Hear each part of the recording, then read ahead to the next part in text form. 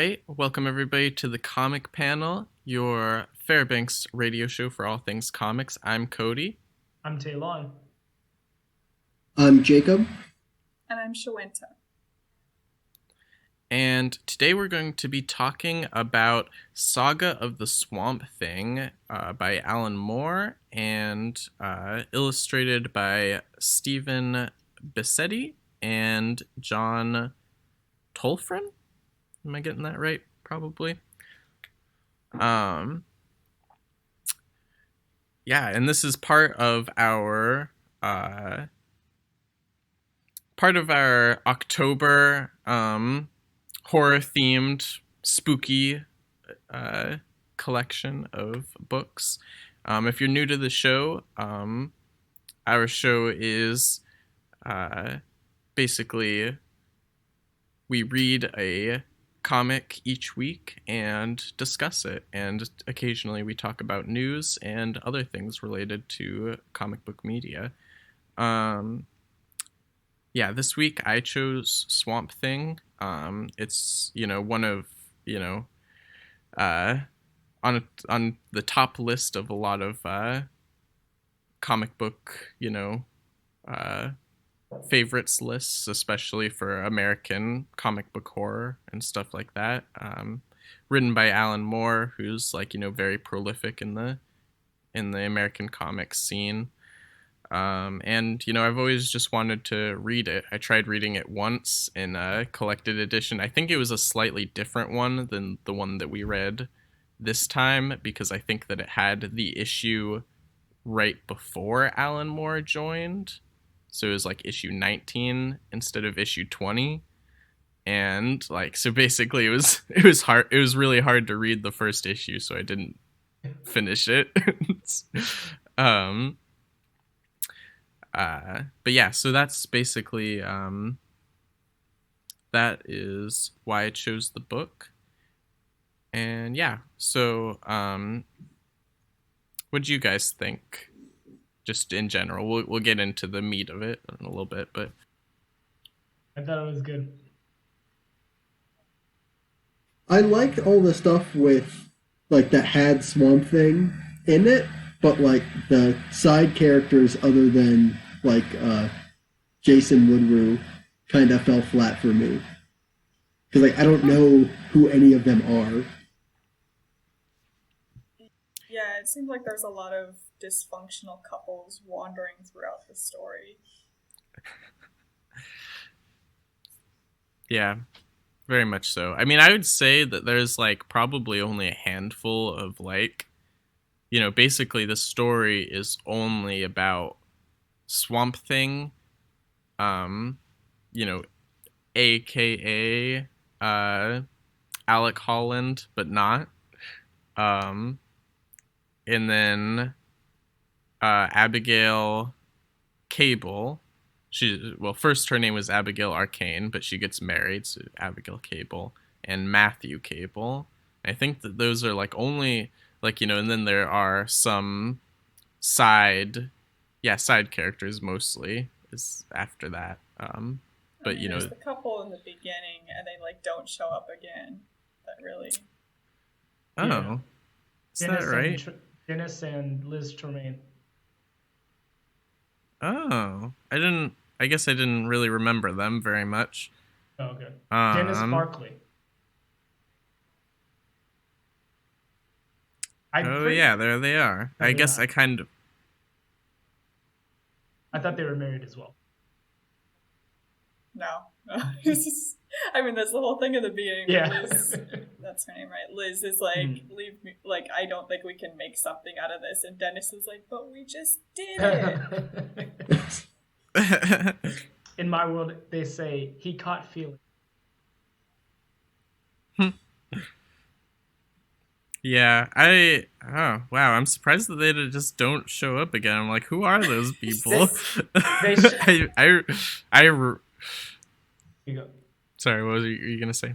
Oh, I was gonna say I mixed them up for Abigail and Cable. Abigail and Matthew Cable. Well, that's they show up first, and then Abigail, and then I'm wow, another dysfunctional couple, which is where starting to pick up. Well, they show up again, like, I think issue 2, where they go to the hotel. That's it, right? Yeah. Like, Yeah. it's really weird. Liz Tremaine was... So I kept comparing this to the DC Universe show, because that's the only other Swamp Thing that I know of. And so I was like, Liz Tremaine was much more involved in that show than in this comic. There's actually quite a few like small differences that make it kind of weird to watch the show and then read the comic. But like, ironically, or not ironically, but like different than sometimes there's some people would say, I read the book and then watched the movie, or watched the movie and then read the book, but ruined one of the other things. For me, it's like I watched the TV show and watched the book, and I love them both. So I'm like, oh really? I before I read this, I tried to watch the TV show, and like it didn't work for me at all. Oh, okay. You know, and I really wanted to like it too, but it was just like not that interesting. And I think that's because like maybe I should have given it more than an episode chance, but I feel like the pilot episode was really long too. Yeah.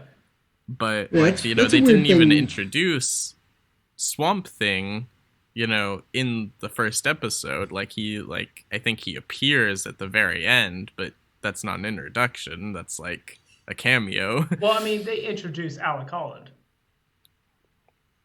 Yeah, I guess so.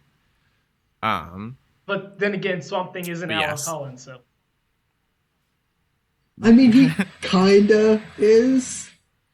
Right. I guess it depends on like how you define consciousness.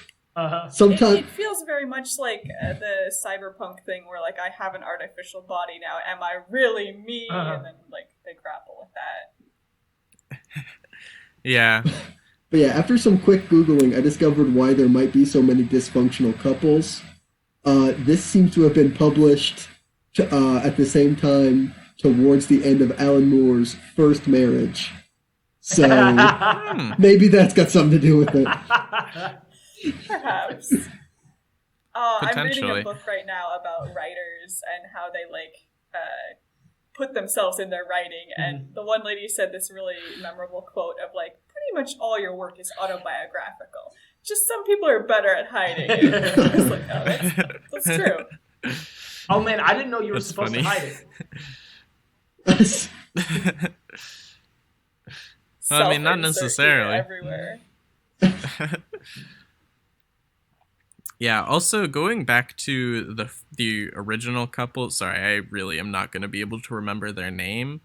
I think that they... Yeah, okay, what happens to them? I'm so confused right now. Because it looks like their hotel room explodes, right? Yes. Yeah, but they're not in it. Yeah, because that one dude who I thought was like an FBI agent, he's like, I'll take that key for you, ma'am. Yeah. Just like, what? I guess the 80s were just like that. People were just able to steal your hotel key from you. It's like a motel in the middle of a swamp or whatever, and this dude just like strolls in. Like, I really don't feel like there's that many people staying there. No, that's what we call chivalrous. Yeah. He's just taking her property. That's not very chivalrous. Well, no, you walked totally into an exploding building for her. He didn't know it was going to explode. He doesn't get the credit for that. Okay, like, no, I totally understand what he's trying to do. I still think it's stupid, but I don't understand where he came from. He's just like, just came out of nowhere. He walked into the room and was like, oh, I'll take that key. Unless you are employed by the hotel, I don't want you to, like, have a hold of my luggage. Like, that's my stuff. I'm sure people were a lot more trusting in the 70s. That's why you had so many serial killers back then. Oh, yeah. I see that. Yeah, that was the same time when they're like, yeah, you can let your children go with strangers. Mm-hmm. Yeah, your kid could just be out all day, and then you wouldn't know anything was wrong until they didn't come home. Mm-hmm.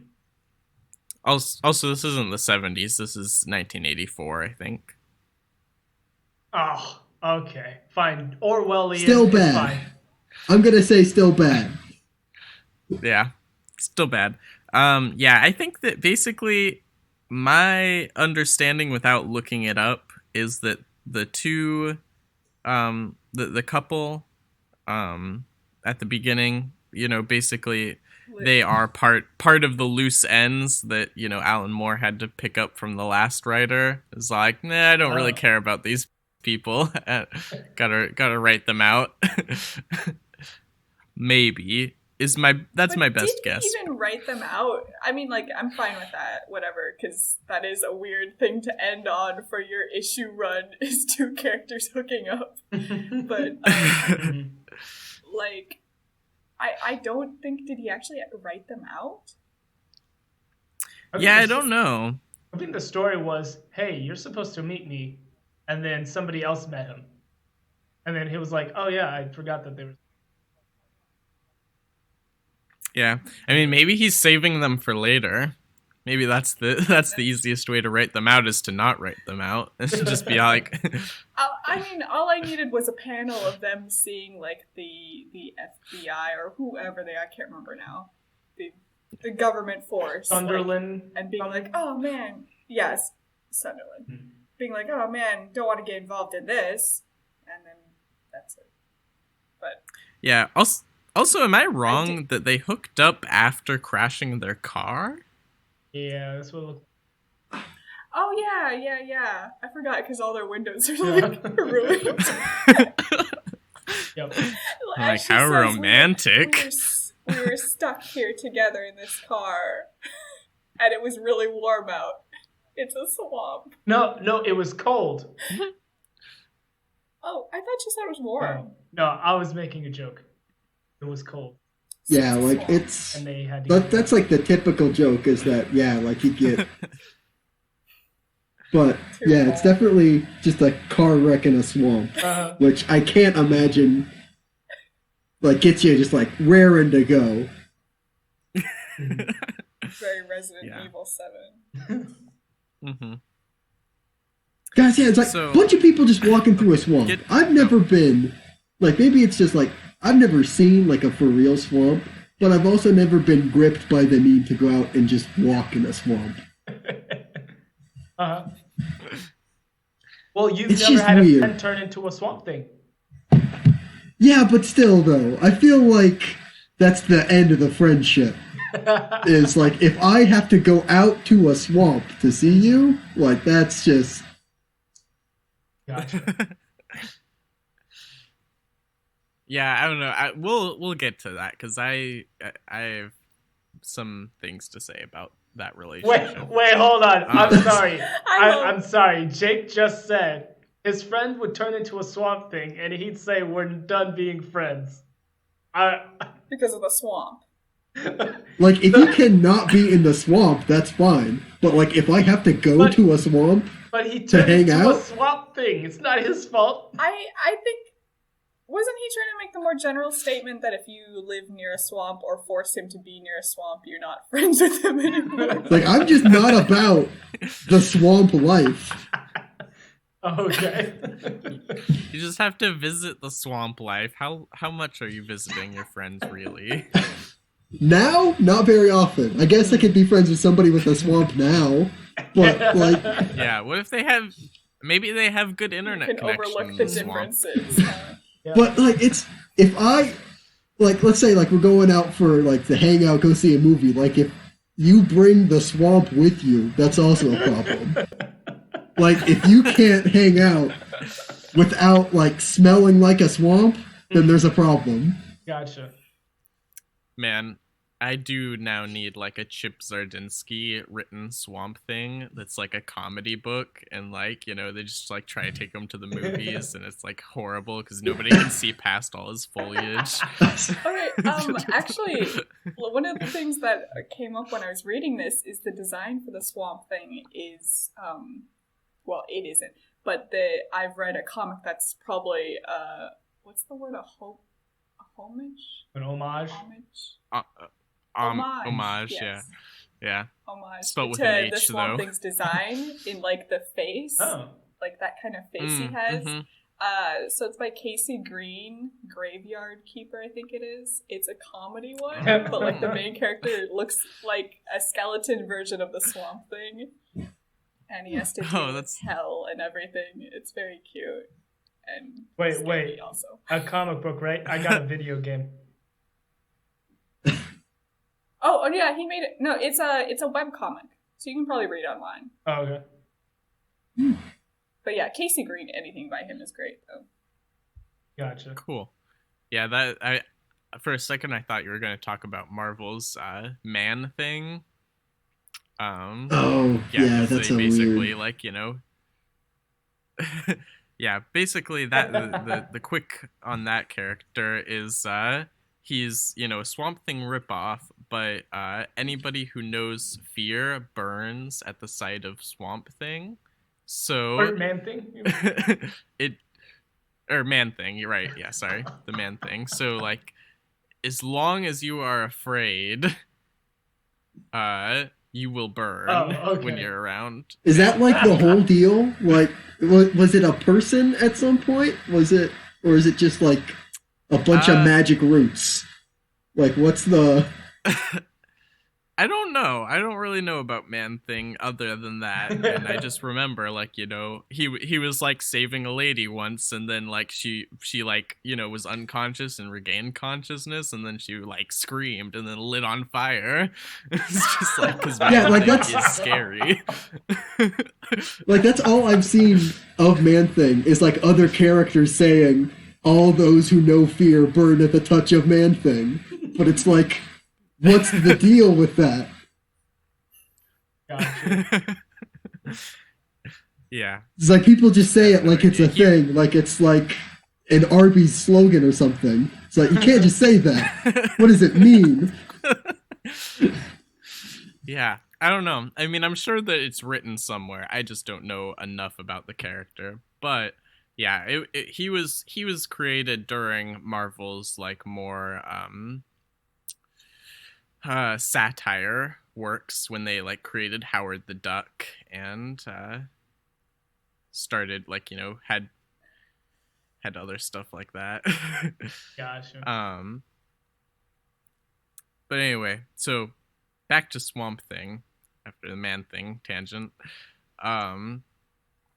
Yeah, so basically at the beginning of this story, he believes himself to be the scientist Alec Holland, who was he died in an explosion while he was working on a special kind of basically fertilizer for, like, you know, to increase crop yield. And the explosion tossed him into the swamp with the special fertilizer, and then that, you know, mixed with his body in the swamp, created him into the Swamp Thing, a being who is made out of plant matter, basically. And he can, like, you know, reattach limbs and probably, does he have any plant control, or is that just... Oh yeah, well, we get that later. He doesn't over know like that swamp at the beginning. plants. Okay. I feel like he can. Okay. Maybe not like in this specifically, but that's that been we were talking about earlier. Before. There you go. Yeah. Oh, I was just saying that. Then there's the couple that we were talking about earlier. Oh no, I was referring to Jake. Dennis and... Oh, sorry. Like plant control. It's like, it may not be in this, but like it's been part of his powers before. He's kind of like, and this is going to be weird to say, but kind of like a male Poison Ivy, but without all the poison, like all the time. Yeah. Yeah. They've connected those characters before. They've interacted. Yeah. Oh, like the Harley Quinn movie. The animated Harley Quinn movie. Quinn movie? Sorry, the animated Harley Quinn movie. Oh, okay. Yeah, I think it was the animated Harley Quinn. Gotcha. Yes. He's like, yeah, I hadn't seen Birds of Prey, but that would be a weird term. Yeah. Yeah, I was like, Poison Ivy wasn't even in that movie, much less Swamp Thing. Like, I really liked that movie. I would know. Yeah. Yeah. Then we get the introduction. Okay, so yeah, he probably. Oh, were you going back to the story? No, go. Yeah, I was. So we get the introduction of. Go ahead. Dennis Barclay and Liz Tremaine. He kind of wakes up and she's like, "Great, this guy. I'm a." Oh man, he's still here. He didn't leave. And so they start walking, and he's like, "Oh man, my aunt has this like really cool house. We should go visit her." And I just imagine all these things for us, yada yada yada. And she's like, yeah, about that. I don't want to meet your family. Much less be with you. It is a lot to dump on somebody. We're just after too dangerous around each other. Like, it's too much. She didn't say that. She was like, she's like, we barely get along. The only reason we get along is like, there's a bunch of horrible stuff that keeps happening to us. That's why we keep staying together. Like, if we're somewhere nice and peaceful, we won't last like 1 month. Yeah. Which, she's probably right. I mean, I have no idea because I don't know who Dennis is. I mean, Dennis is the least developed character. I mean, they do have a very telling moment later when the whole escape the hotel motel. Gotcha. Yeah, so he walks off. It's true. Yeah.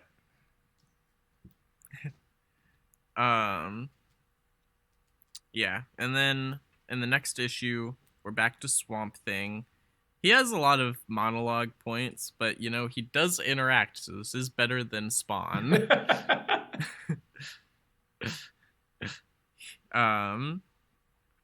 Yeah, he's, basically kind of considering whether the world has a place for him, because he's kind of a shadowy monster, and but now like the world is brightening up more and more, and so like the darkness is being shut out. There's not as many shadows to hide in, and so maybe it's time for Swamp Thing to end.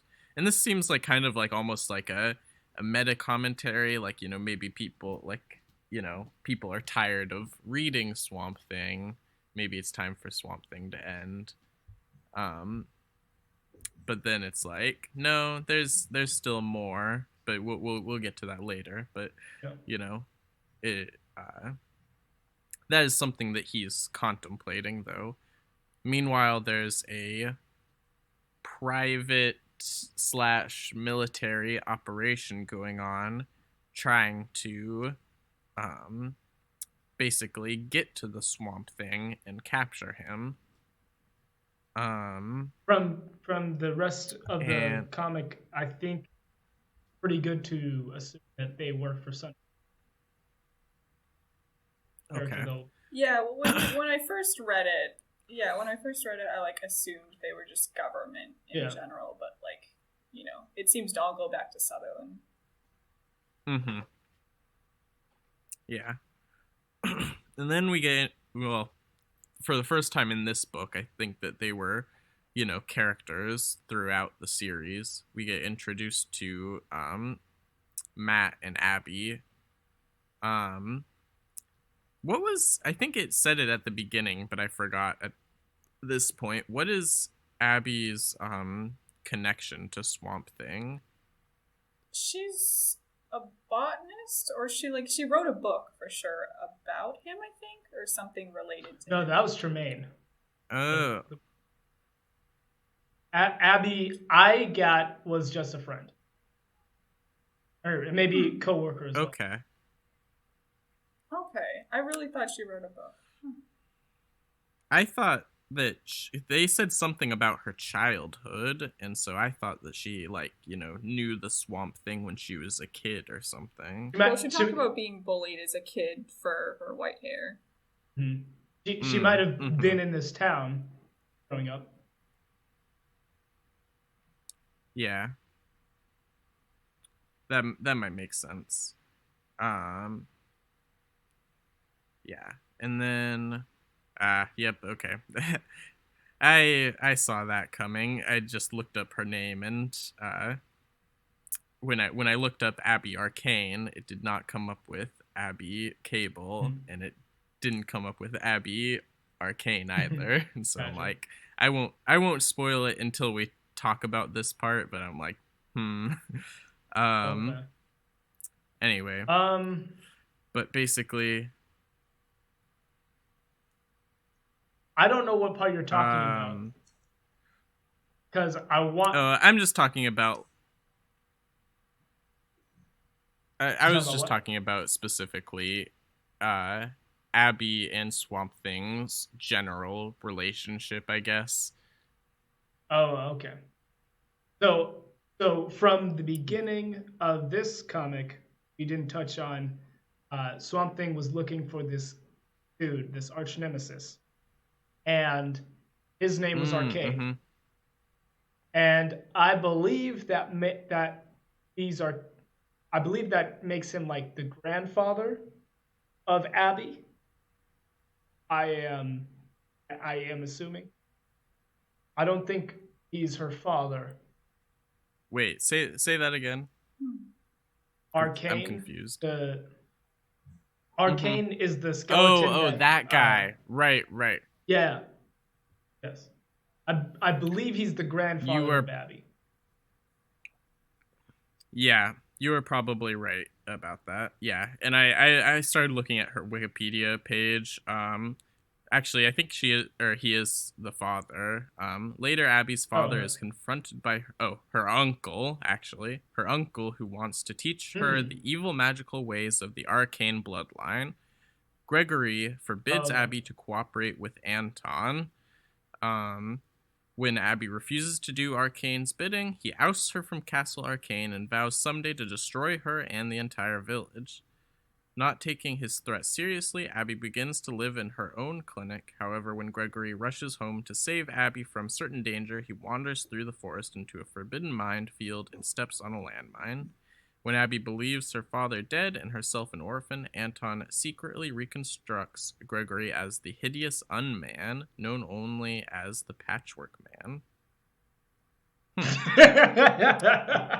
Why does DC have not Frankenstein because they have actual Frankenstein in like their comics collection, so why have a bunch of like not Frankenmen? Also, why is it that everybody who lives in a castle is a bad guy? Why isn't there like one philanthropist who lives in a castle?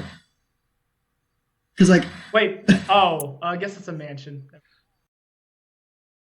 What was your question, Jake? Like, why isn't there one philanthropist who lives in a castle? Like, it's always Dr. Frankenstein or Count Dracula. It's a bunch of bad guys. Yeah. I mean, I think, well, no, we won't get into that, but I basically, suffice it to say, I think that that's probably because like philanthropy is in general a kind of like newer conception, and those are some older stories, and generally when you hoarded the wealth, it's because you didn't earn it. Yeah, I guess. But still, like, I'm just gonna say, like, I would hang out with somebody in a castle before I would hang out with somebody in a swamp. Bringing it back around. I think that says more about you than about people who live in castles or swamps. Yeah, that's some elitist mindset right there. Maybe it does. I'm not saying reinstall serfdom. I'm just saying castles look cool. I'm going to say cooler than a swamp. Yes. Revolt, castles for the people. Jesus Christ. Abby has like the longest biography ever, and she's not even like 18 by the time most of this happens. Wait, what? She's not 18? No, in this story she's 18, but she has a lot of build up until she's 18. Like gotcha. when she's 17 is when she meets Matt for the first time. Oh, that's good. Yeah. That's healthy. You know what was weird? Is that Matt and Abby weren't even dating, let alone married in the show. They were like pretty estranged. Also, like her. So what was their relationship? They're just friends that weren't great friends. You know, it's the usual. Guy had a crush, but he didn't say anything. Comes back home years later and trying to get something. Like, oh. Isn't he an American government agent? I mean, maybe People in the government are allowed to love. Not in the show. So I'm just like imagining some like FBI agent just oh man, I don't know how to confess my feelings to this 17-year-old. No, actually, in the show, she's not 17. She's like... Yeah. I mean, I would hope so. Yeah, but they chose to keep certain things like that. So I also because I had my suspicions about who Matthew Cable is, and he appears in Sandman, but that's later in his story because Sandman's a 90s story and this is from the 80s, but yeah, basically his deal, which I guess, that's something that I wish, certain comics would, have caught up on sooner, but they do it a lot now in modern books, but like I just want to know who everybody is and not have to worry about back issues and stuff and like just filling in the holes. Literally all Matt does in these issues is drink and fantasize very vividly. Yeah. Well, he also makes a deal. Well, that's true. I mean, that part was really funny where he's like, I'm gonna drive now after drinking. Yeah. He's like, what'll happen? Oh man, the line was like, it makes you more get up and go, but it doesn't make you any less drunk. Yeah. He finally got the courage to go after her, and then he crashes his car. Anyway, that's later in the story. But yeah, basically though, his origin is that he was a government agent assigned to protect Alec and Linda Holland while they worked on the biorestorative formula. Basically the fertilizer stuff. Yeah. And then since then he's been connected to the Swamp Thing in that, I don't know. But in this particular book, he's kind of interested in leaving it. He's all like, okay, I'm done with the Swamp Thing, but Abigail is not done with him. Wait, so my question is, how did they get so close? Or Abby and Alec? Like, because in the show, I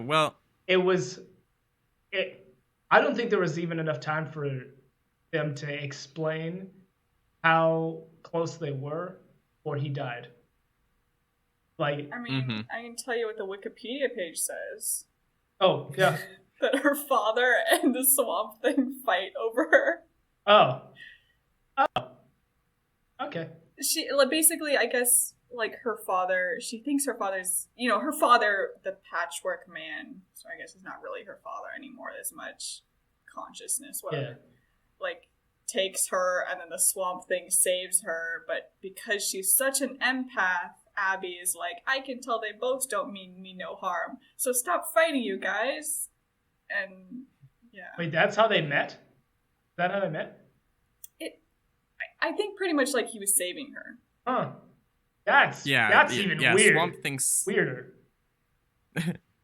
Yeah, Swamp Thing saves Abby from the Patchwork Man. And meanwhile, Matthew Cable is trying to hunt down Swamp Thing. I guess I should say also that her uncle, the one who's done most of the horrible things in her life and caused a lot of this stuff, and then, who made her father into the Patchwork Man, he also helped the Swamp Thing. So that's how the Swamp Thing kind of came into it. Oh, gotcha. Okay. Not just like randomly running into each other. Man, that's even weirder, because that makes the show make sense. There's a lot. There's a werewolf apparently, so that's cool. Yeah, I'm literally reading this at the same rate you are, and so it's like. Well, like I read most of it, and it's just like I don't feel like most of this is relevant. Abby really loves the swamp though when she meets it for the first time. They come to Louisiana, Abby and Matt in 1974, and she's like, "I love this swamp. This swamp is great." Yeah, basically, prehistoric conquer worms. Did you read that part? Wait, which part? The political extremists, I can't remember what his name, Zachary, and his group, the prehistoric worms or something. No, I did not read that yet, but that's hilarious. Okay, but like, I could totally summarize the Swamp Thing.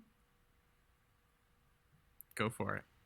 Well, I just mean like the story that we read, because like, I mean, most of this section is centered around so like we said, like, what's his face, Dennis and Liz, just like, or Liza, just like walk out of the story. Like they go back to their motel or whatever, and is it Liz?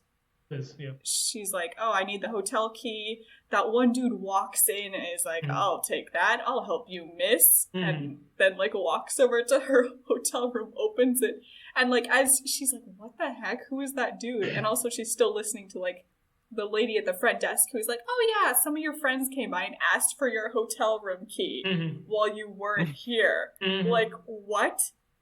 Well, they said they knew you. Do that?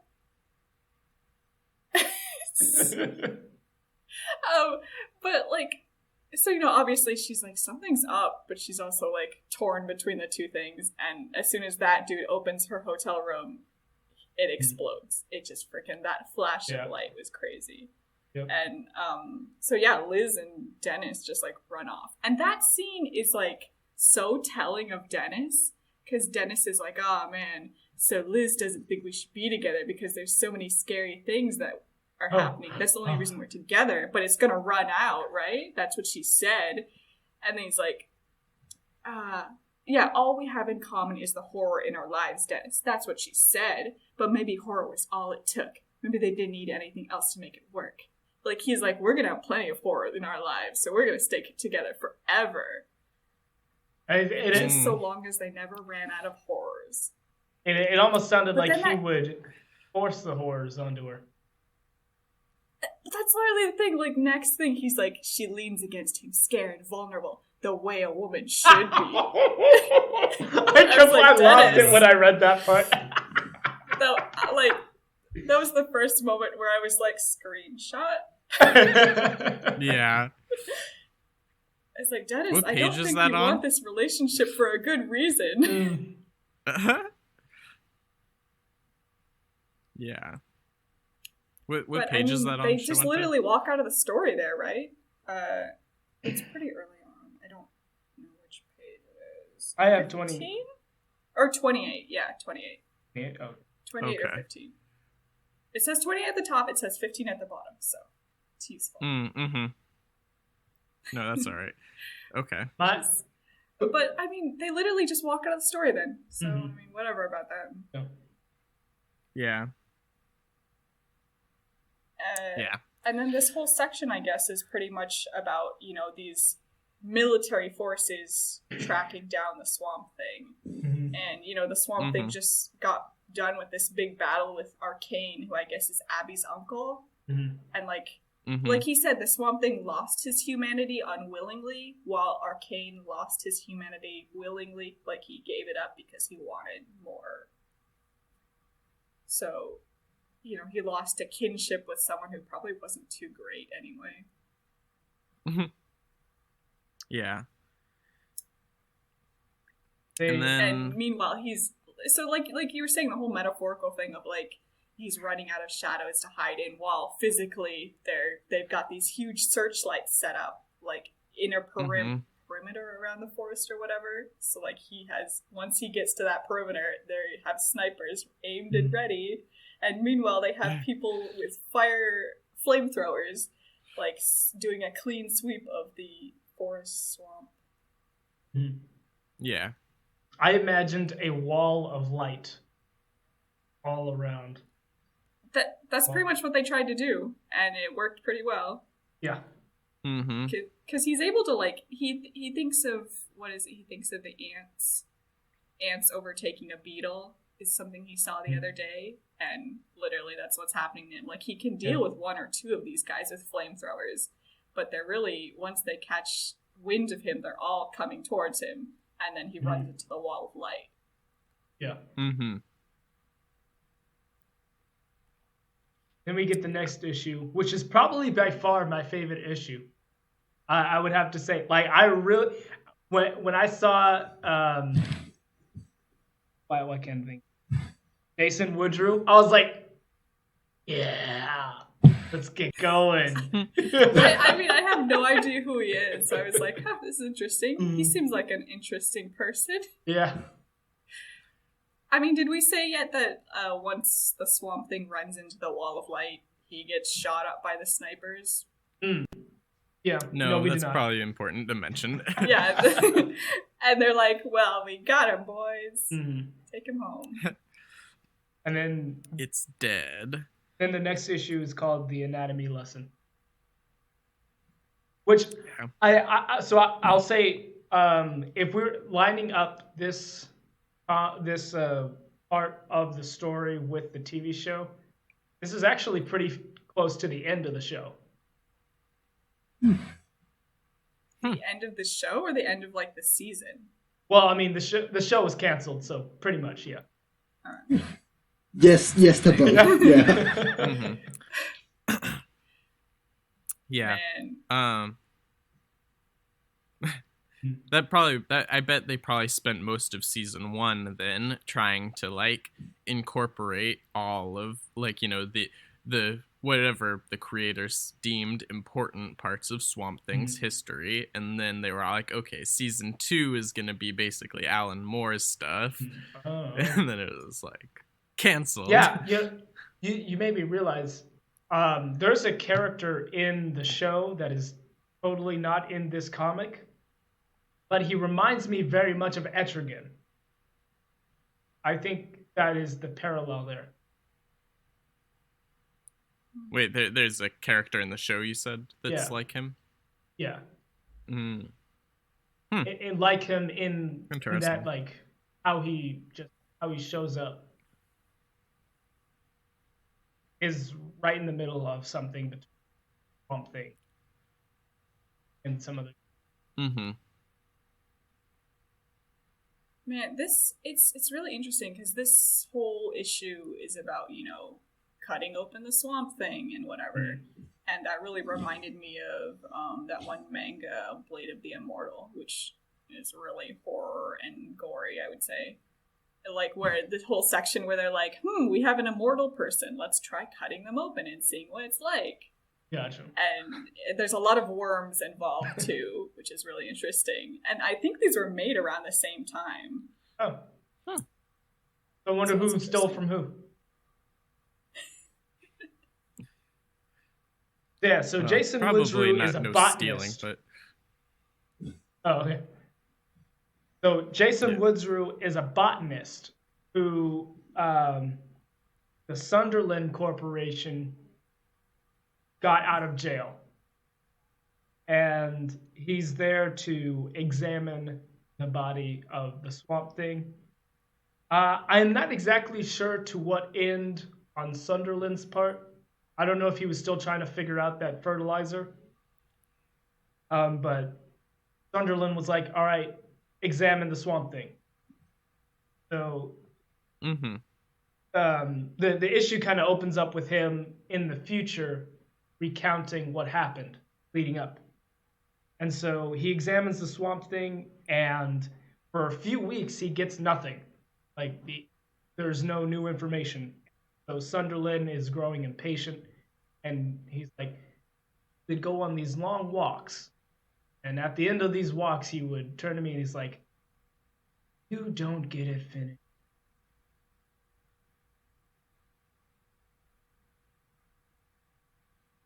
Threatening him. Yeah, back to jail. Mm-hmm. And so we also get a hint of introduction to his, I guess, alter ego, a Floronic Man. Love that name. It's just kind of weird. Like, Floronic Man to me sounds like somebody who would like shoot heat waves out of his hands, but that's definitely not what he does. That's not what I would think. I just thought of like fluorescent light. Like I said, I didn't know who he was, so I was just like, is he just really bright? Gotcha. See, I thought of fluoride. Oh.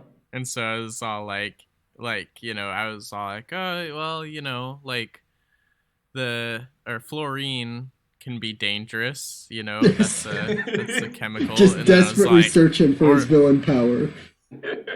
Yeah. He's like, I got a name. I just got to figure out what my power is. Yeah. And then I was like, or maybe he's an even worse villain than this, and he's like a dentist villain. Oh, like a gorilla Fluoride. Dentist, yeah. Oh, yeah. Gotcha. They just call him Teeth Man then.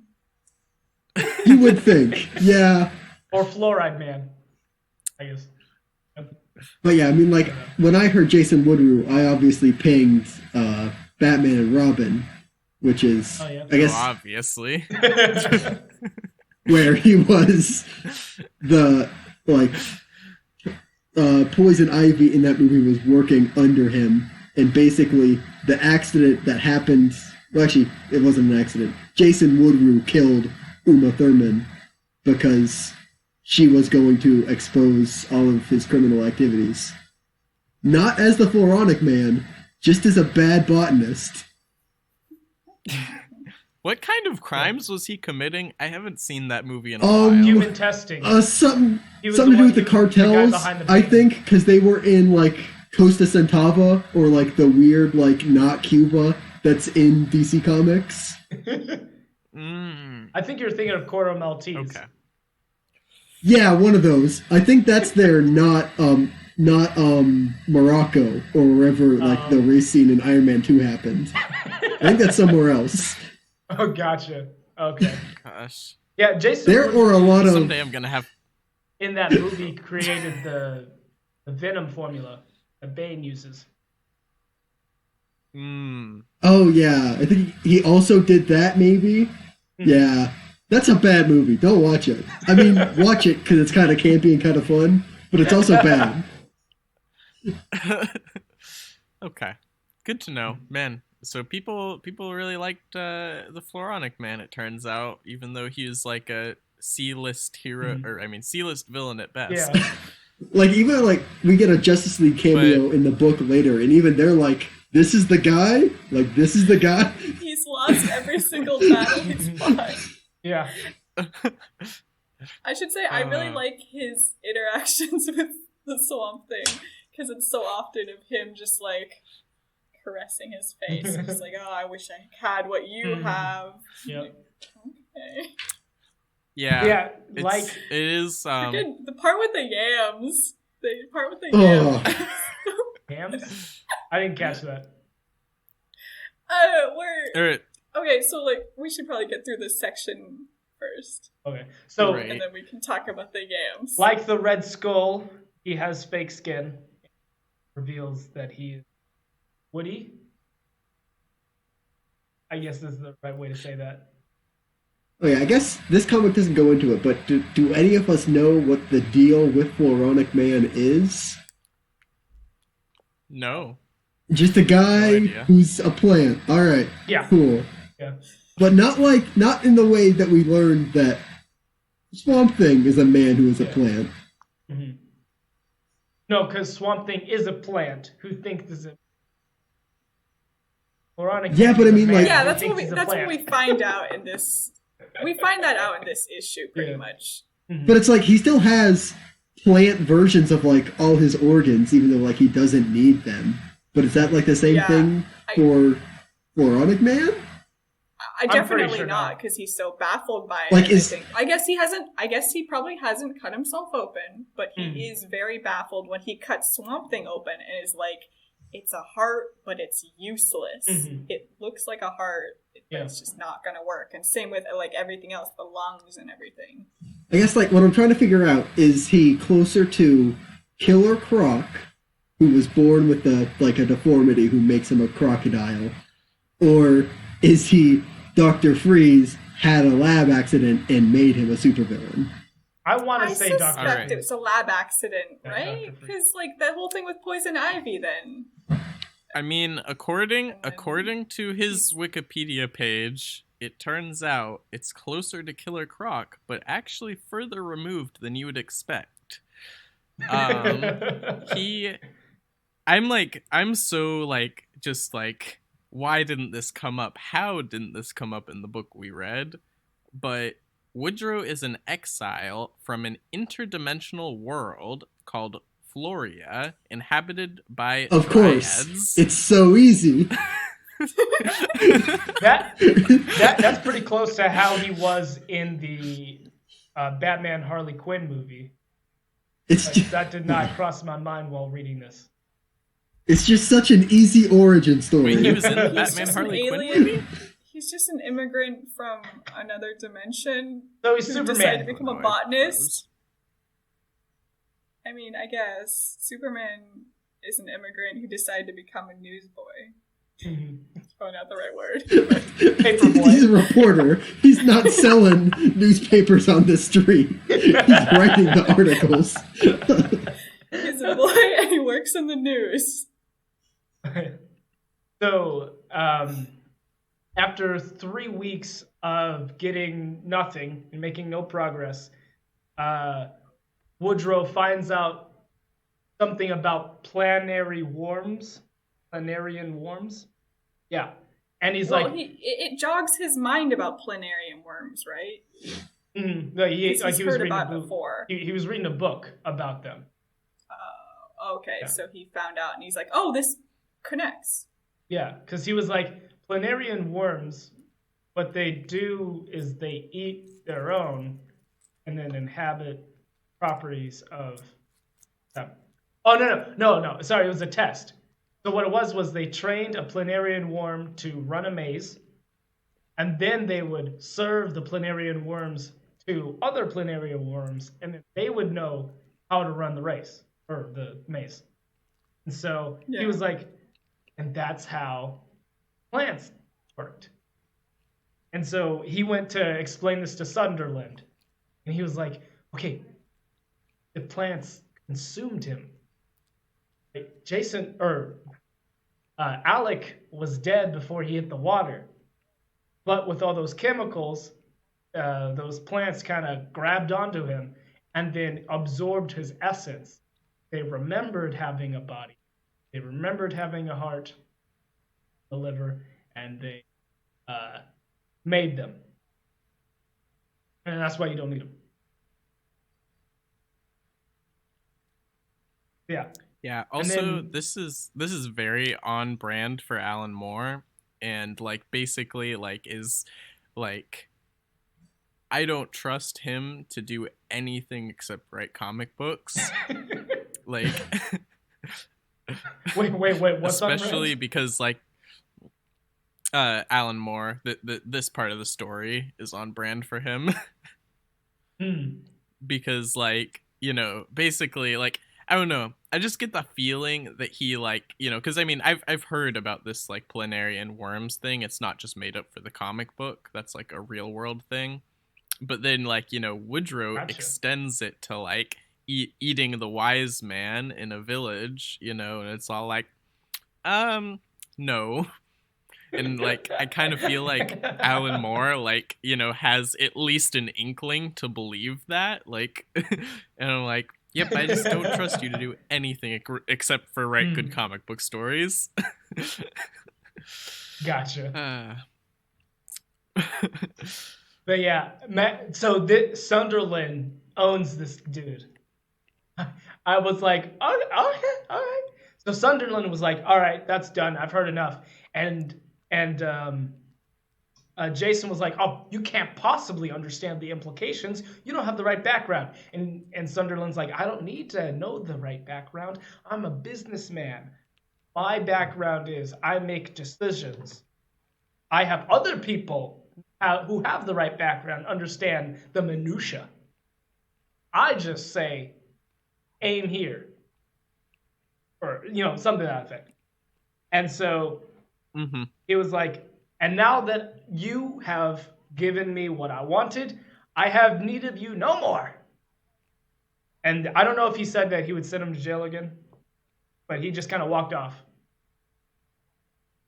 And then Woodrow was like, joke's on you. I know how to work a computer. Yeah, I should say he pretty much says, you'll get your termination papers soon because I don't need you anymore. Mm-hmm. And man, so dumb. Like, I don't need you anymore. Now I'll be leaving the room. Yeah. Do anything you want in my office. Disgruntled employee.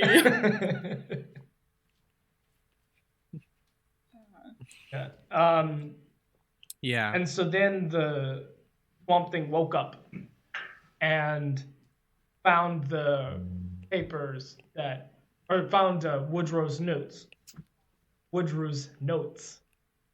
And he was like, Sunderland. Goes after and attacks Sunderland.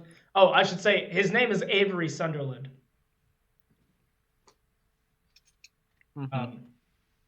And then, so Sunderland tries to escape, but thanks to Woodrow, his handprint isn't recognized. And so he can't escape, and then Swamp Thing just kind of like, does he snap his neck? What happens here? He just kind of pulls his head into him. Strangles him. Well, he smothers him, strangles him. It's all the same. He's not nice to him, even though it doesn't look that vicious. He gives him a hug. It's a very warm hug and never lets him go. Yep. And so and then that's the end of that issue. Well, that issue, I was like, oh, Woodrow. Oh, man. He was very poetic during that issue. I think it was during that issue later. But Woodrow, like, throughout the thing is very poetic. Yeah, it really did remind me of, like, Edgar Allan Poe, honestly. Like a Telltale Heart kind of writing. Gotcha. Basically just knowing the horror that's coming. Also, when Swamp... Oh, wait, what were you going to say? I was going to say, like, I really like this issue just so much that Woodrow really saw what was going to happen even before it happened. And, like, at first I thought he was the one who's, like, watering the Swamp Thing. But, Swamp Thing was slowly growing back. I was like, little panels where, like, something's happening there. And, like, the anticipation. And the fact that Woodrow was like, I figured out all this stuff. This is really cool. He's obviously not dead. You thought you could shoot this thing and it would just be dead and stay dead. Like, you guys are so dumb. Like, he doesn't even get to that part yet. And then the fact that he knows that the Swamp Thing's going to get up and if he gets to read the notes, he's not going to like what he reads. Just knowing, like you were saying, knowing the horror is coming. Yeah, also, some of the, like, the panels from, basically Swamp Thing and Sutherland meeting face to face, like, basically right after that, when, like, it's first, like, revealed, then like Swamp Thing's close-ups are so good, because like, you know, he just looks so horrifying, you know, like the red eyes with the yellow pupils, and the, you know, just like all of the mossiness around his eyes. It's like, and his, in a close-up on his teeth, and they're all like gnarled. Oh, and his tongue too when he yells. Like, all of that is just chef's kiss.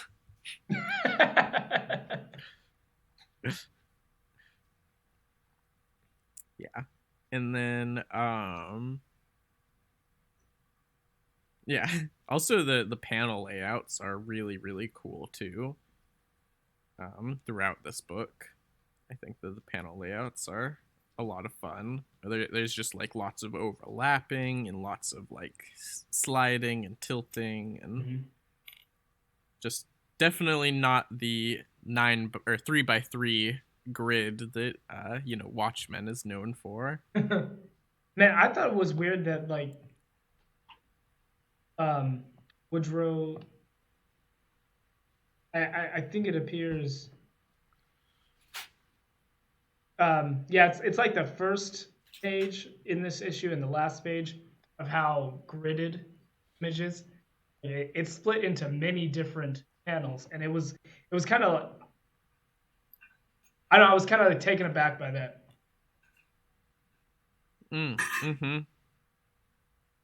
Yeah, that's a good point. I'm trying to skip to the beginning of this issue. It's like I was right at the end. Yeah, there it is.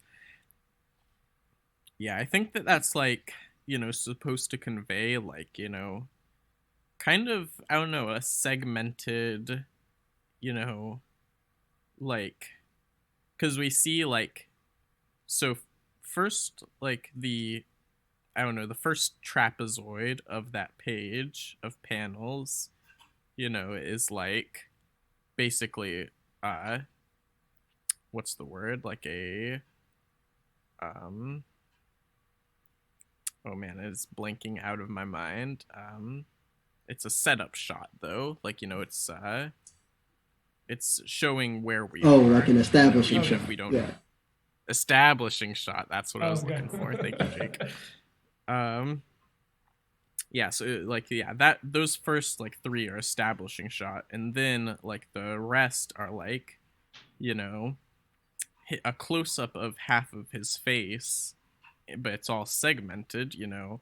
And so I feel like that's supposed to be like indicative of like, you know, his like kind of fractured mental state. Gotcha. And then like the other half of the segments are what he's imagining, and so like that's what's going on in his fractured mental state, you know. That's at least how I kind of can interpret it. And then at the end of the issue, I don't know if I can get there fast enough. Let's see here. Yeah, Swamp Thing attacks Sutherland, and then there we are. Yeah, now it, you know, and it's very like kind of turned upside down and flipped backwards a little bit, because, you know, there is a similarly sized trapezoid, and that, like, you know, is another establishing shot getting closer and closer and closer in on him, and then we get half of his face again, and then like where are the words that it's raining in Washington tonight. Yeah, I don't know exactly what the end is supposed to be signifying. The beginning to me seemed a little bit easier, and maybe I'm not totally like on the right path for that. Well, I think he said that in the beginning. Right. Yeah, he probably did. I think he says it throughout. Are you talking about the part about the raining? Yeah. Yeah, because I mean the whole issue in actuality is more of Woodrow kind of remembering the situation in the past, because at the beginning it has him, you know, he knows this is happening right now, and he's very pleased, you know, he's looking out, oh, it's raining. Yeah. He's like, I wonder if there'll be blood when he dies. You know, he's thinking of him trying to get out through the door and just pounding on the door and the glass. And he's thinking about it while it's raining outside. There's a part towards the beginning I don't think we actually went over when they talk about what happened to Alec Holland's wife, Linda. Because I do love what does Sunderland say? His wife and coworker. These people. Liberal, equal relationships, caring and sharing. Like, oh man, what a horrible thing to do, to love someone else and care about them. I know. Well, okay. It wasn't about... that. It was that you loved and cared for your coworker. That was... It's that his wife has a job. That's the problem. Yep. I mean, he literally has such a look of disgust on his face when he says liberal, equal relationships, caring and sharing. But the whole thing they talk about with his wife is his wife was exposed to the same stuff, but when they looked at her dead body, because she was shot too, shortly after, I think, the explosion, they examined her body, and she didn't have any traces of the same thing that happened to, Alec Holland.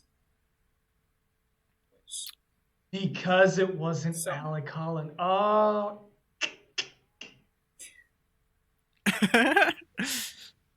Yeah. I mean, because the fertilizer doesn't have an effect on the human body. Yeah. It has an effect on the plants. And the plants went, this is a really good human body to eat. So they ate Alec Holland. And then they became Alec. And then they went, wait, oh man, I was a human a little bit ago. And I had a heart and I had all these things. It's just like, oh yeah. Man, if this happened to a kid who doesn't know what a heart looks like, would that be You know what this reminds me of? And it's weird that it only pinged now. It's in a Spider-Verse story. There's Spiders Man, which is like a million spiders who, when Peter Parker died, his consciousness transferred to the spiders, and now the spiders go around pretending to be Spider-Man. It's two kids in a trench coat, but taken to an extreme. Yeah. Yeah, it's... Ooh, I don't like that. Yeah, it's bad. I don't think a lot of people liked it. No, that's a good call, Jake. I forgot about Spiders Man too. At least the spiders didn't eat Peter Parker and then become Spiders Man. I guess, but I mean, they could have. Yeah. You know what I mean? Never shown on screen. Yeah, I guess I just assumed it was psychic transfer, but who knows? Okay, the fact that like the fact that the Swamp Thing like it gets out of here, and they're like, and Woodrow is like, man, where would he go after this? After finding out that there's no chance of him ever becoming human again, and the fact that he's actually in a plant who believes he was human, and it's like, oh, he'd go back to the swamp. Yeah. Which is like, I think he probably would have gone back to the swamp anyway. I don't know. Okay. Yeah. I feel like he looks like the swamp. He's gonna go back to the swamp. It's Shrek. Oh my gosh! I didn't. Wow! I didn't make that connection.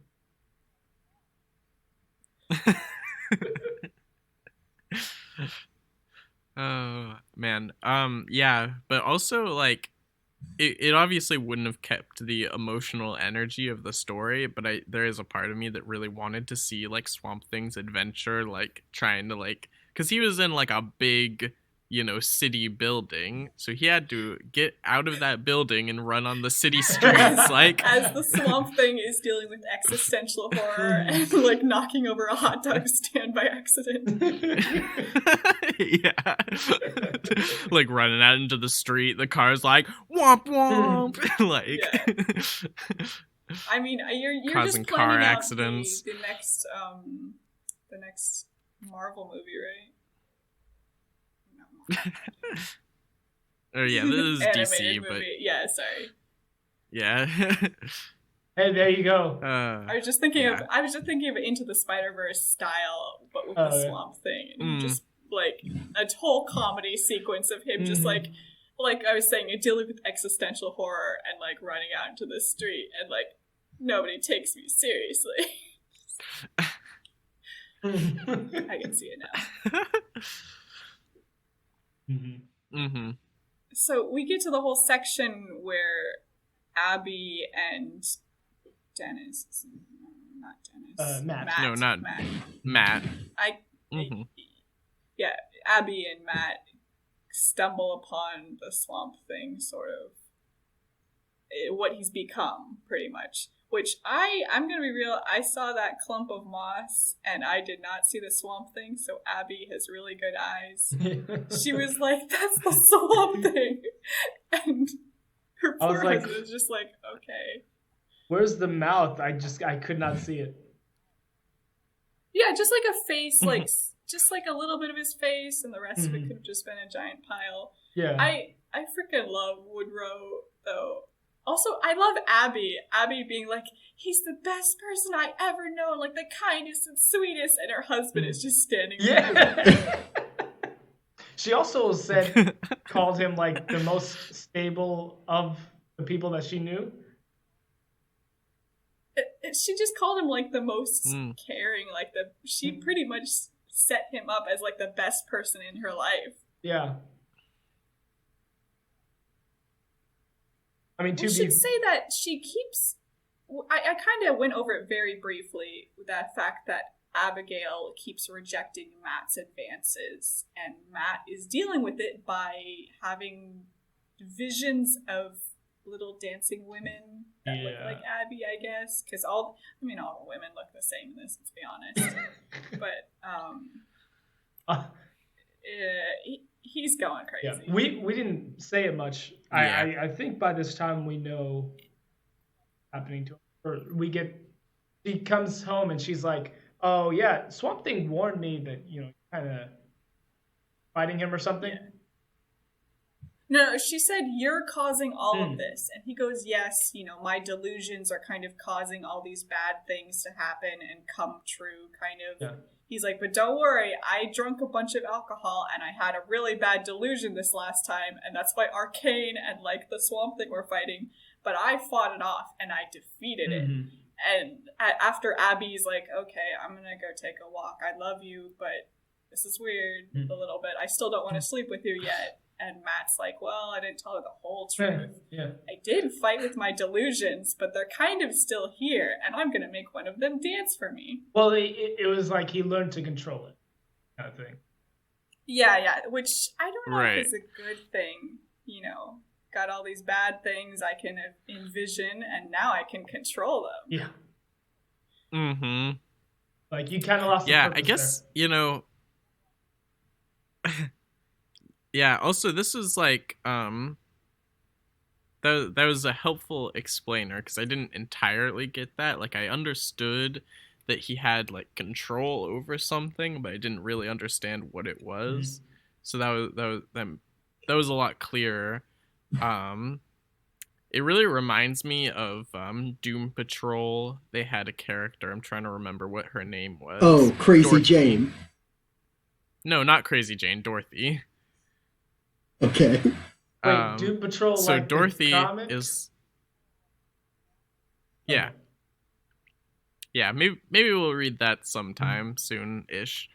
But Dorothy, she is a little girl who has the features of a monkey, and she also can imagine things, and they come to life when she imagines them. Like, basically, she has a bunch of imaginary friends, but also, like, there can be, like, bad stuff, too, and monsters and things. Yeah. So, yeah, that's just kind of what that reminded me of, though. But, he obviously has a lot better control over it, and, yeah, I don't know. And it also seems to be less, like, direct and more like consequential, I guess, like, I don't know. But yeah, they don't really, explain things very well, I feel like. I still don't totally get what's going on with Matt. Like, are they manifestations of his delusions? Is it a power he got? Like, it's not super clear. I think Yeah, it's it's just seems to be not good. Yeah. Whatever it is. Yeah. Well, I do think that in terms of Matt's issues before this would have good to set up. I mean, yeah, pretty much all we see, like I've said before, is Matt drinking and being delusional. So Abby and him have stumbled across the Swamp Thing. Woodrow introduces himself. Oh, I was helping Sutherland, like, examine him, but don't worry, I helped him escape because Sutherland was bad. Yep. But I do like, he's like, man, this is so interesting, isn't it, what the Swamp Thing's doing? And she's like, this isn't good for him. Like, he's a living being, you know? And he's like, I was like, well, what are you talking about? This is so interesting. Well, I mean, he's got plant. These tubers he's making. I thought that was weird. It's like, what? Why would you bring that up? The tubers, he stopped pretending to breathe. And he's like, I think that these yam things, you could totally eat them. And Abby's like, and just like throws up because it's so upsetting. Yeah. Oh, okay. And then, like, so her and Matt, so that's when her and Matt, like, leave and are like, we gotta, like, recuperate a little bit. This is a lot to take in. And then freaking Woodrow is just, like, stroking the Swamp Thing's face. And he's like, those humans, they don't understand any of this. They're not like us. And then and he's just he's so envious. He's so envious of the Swamp Thing is what he says. He's like, I wonder what's going on in there. And then meanwhile, the Swamp Thing is going through, like, some really upsetting, like, dream nightmares. Yep. Follows a series of the worst art panels I have seen in this comic. I was going to say, I feel like the art kind of deteriorates. Oh, okay. Like, I get that this is the nightmare scenes that the Swamp Thing is having about his wife. I do. The coloring is not helping at all. The coloring is just a lot of this different sections. Like, the coloring's very sloppy and, like, very much, we made this section green and it just stops abruptly here, and we made this other section green, and there's a straight line that's not indicated by any ink lines. It's just really odd choices for coloring. Yeah. So the oh, there you go.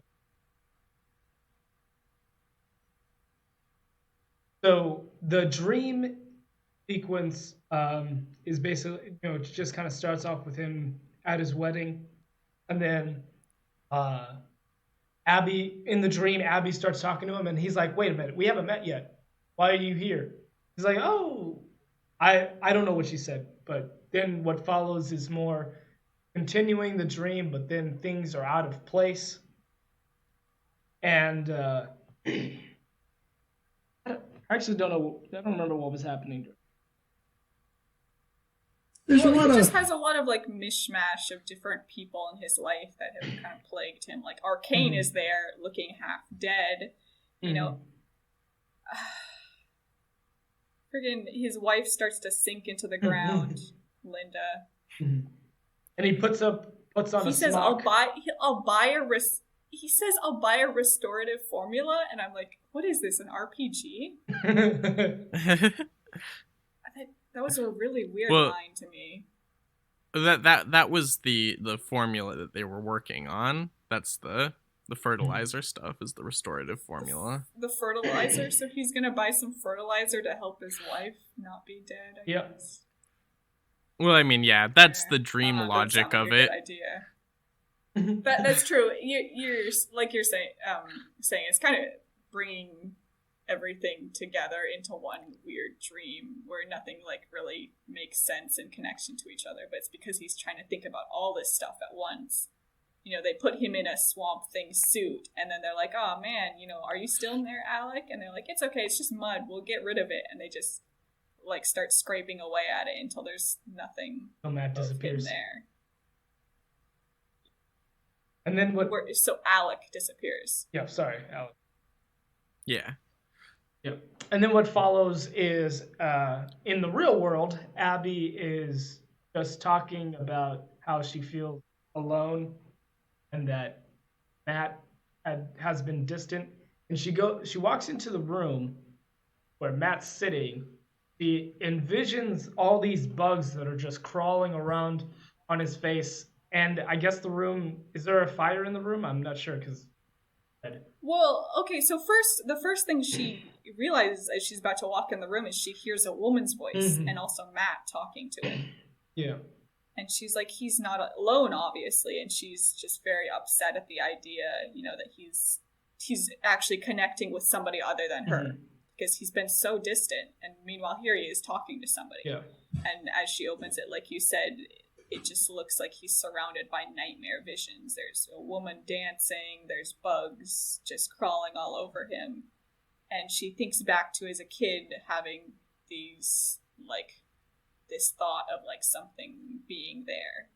But every time she'd work up the courage to actually look, there'd be nothing there. And that's just like what happens when she opens the door and looks at Matt, and he's there alone.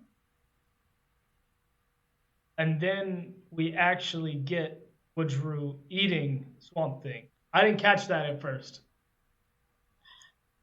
That's so gross. It's just like he's like, it is edible. It just like it's dripping off of him. Yeah.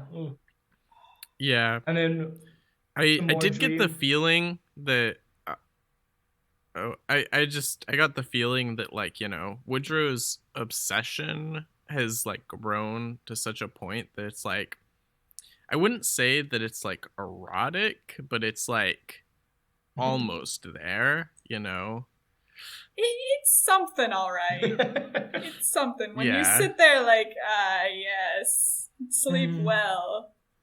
And I envy you so much. And then you're like, I'm going to try these things you're making that are part of you. I bet they're edible.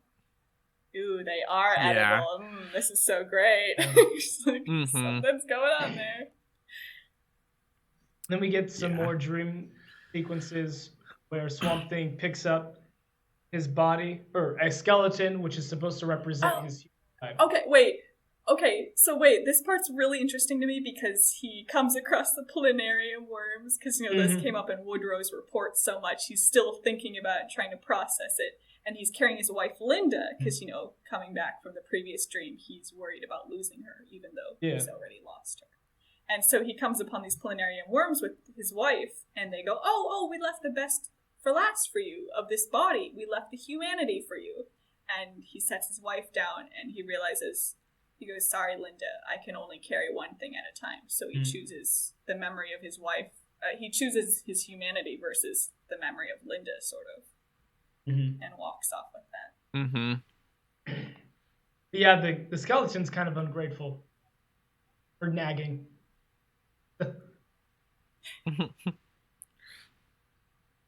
I mean, he needs some sort of pushback right now, I feel like, when he's talking to the skeleton. They go back to Abby and Matt go back to which really inconveniences Jason Woodrow, because he's like, I'm the only one who's supposed to be with him right now. Go away. Okay, yeah, so this is the part where Abby says that great line, Alec, you're the most loving and most gentle, the most human man what I've ever met, and Matt is just standing there, just whatever. And meanwhile, Woodrow is like, ugh, they're crying all over him. I wish they wouldn't come back. I want to be with the Swamp Thing. Yeah. And then some more dream sequences of Swamp Thing trying to hold on to his humanity. Fighting off creatures. Hey, there is Frankenstein. Well, okay. Well, that might be the Patchwork Man. Maybe, yeah. Yeah, these are probably all callbacks to stuff. Mm-hmm. Yeah, I did want to talk about the cover, but then I forgot. The cover of this issue, it's like, like you said, Shawenta, I'm sure there's probably all callbacks to stuff, but so much of the stuff looks like derivative. Which I mean, granted, the original appearances of these characters probably were derivative, but it's you've got somebody that looks like Godzilla in the back right hand side, and then you've got honestly, the wolf man, it's probably the werewolf that we read about in the Wikipedia page, but it reminds me of the man wolf from Spider-Man.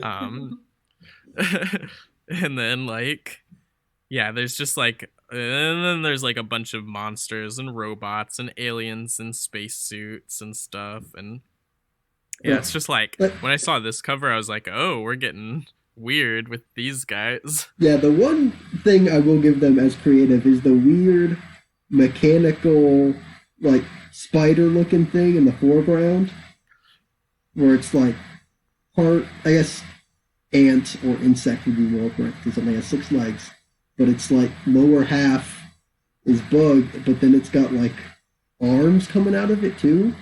Yes, I see. And I think that does make it spider, because 6 bug legs, but then 2 human arms. But they're not. Would you still call it a spider if it's 6 legs, but it also has 2 other limbs, but they're not legs? Yes. I mean, I would at least say that qualifies it for classification in the arachnid. But I mean, honestly, scientific classification is all just made up. It's all just made up. I guess that's fair. But it's I mean, you wouldn't call a centaur an insect because it also has 6 legs. Oh, 4 legs, True. 2 arms. It's probably a mammal, right? Yeah. Yeah. It's also made up. I mean, it's a cross of 2 mammals. Yeah. It's also made up. But so is the scientific classification system. So, it's only as real as we want it to be, right? I mean, it is made up, yes, but not as made up as other things. You know what I mean? Yeah, there's technically a spectrum money of made up things. Money is made up too, but you gotta pay your rent. Actually, here we go. Uh-oh. Centaurs and scientific classification are the same level of imaginary. It's just one is more important than the other. Okay. I don't know. I would say scientific labels or whatever are just made up so that they can classify real things, whereas a centaur is you're just imagining 2 things together, 2 things that cannot exist together. Like a so Pegasus. There's no basis in reality. I mean, the that's basis true. in reality is a lot more. I guess. You're really thinking that. about that Pegasus. I'm just imagining the TriStar logo, the title sequence. oh,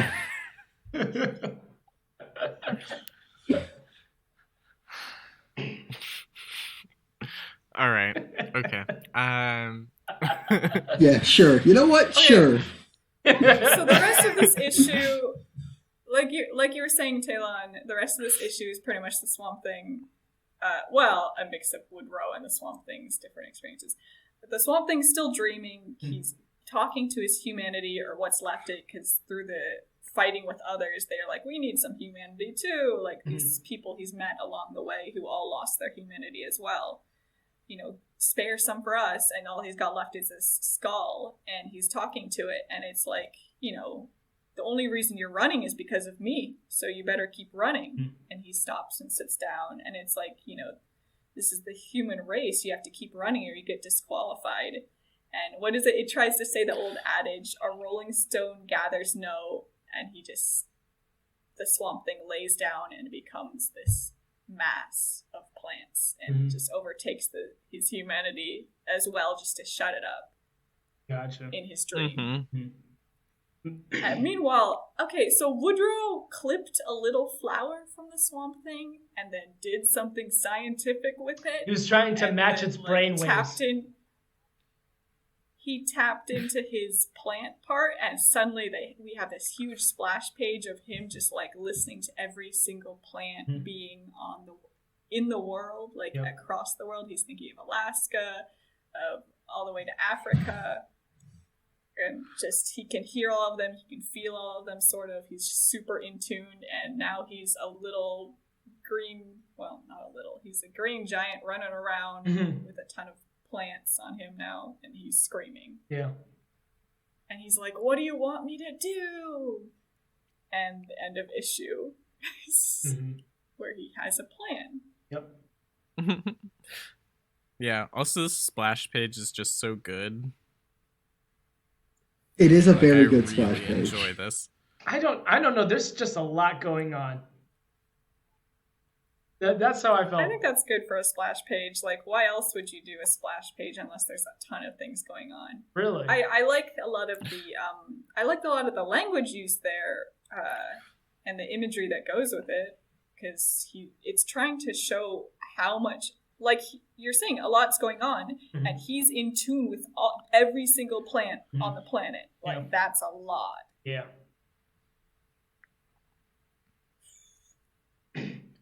I just love that. The panel I love is where he tears his skin off.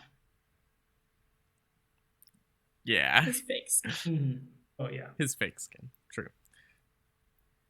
This next issue was okay, as far as, like, because we end up finding out Woodrow is, like, running around attacking humans, and he seems to have lost any sense of reality, because he's just like, yeah, you know, if you want to, you know, you guys, he's telling people in the village, in the town to go back into the houses, and then he controls the plants in their house to turn up all the oxygen creation and whatever it's called, oxidation. And then as soon as somebody like lights a cigarette because they're stressed out because he's out there threatening everybody, explosion, everybody catches on fire in there. So everybody who decided to go back in their house is not doing well. Sciencey stuff. Yeah, I actually really liked. And he made the one kid videotape it, and the kid's like, "That's my family over there." Yeah. Yeah.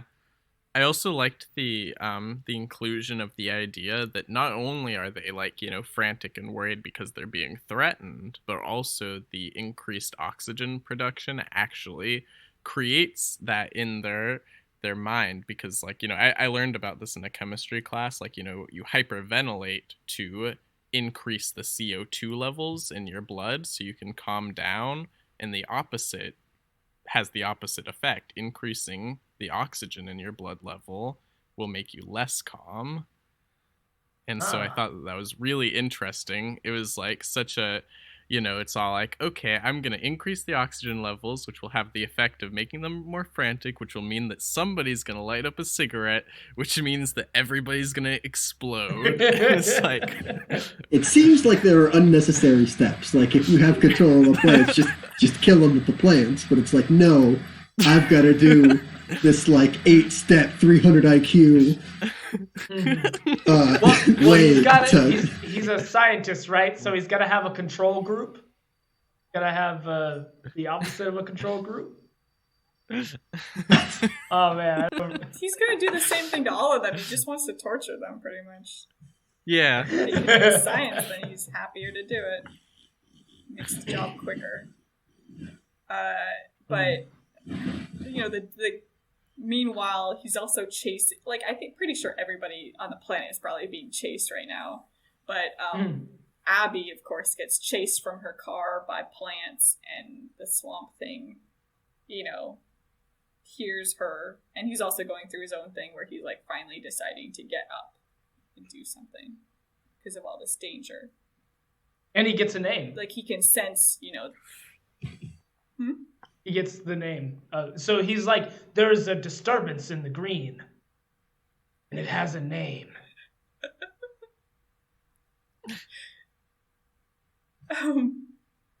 But freaking, he finally gets up because Abby's in trouble, and she's like, Alec? And he's like, I'm not Alec. No more. As he says very eloquently, not Alec. Mm-hmm.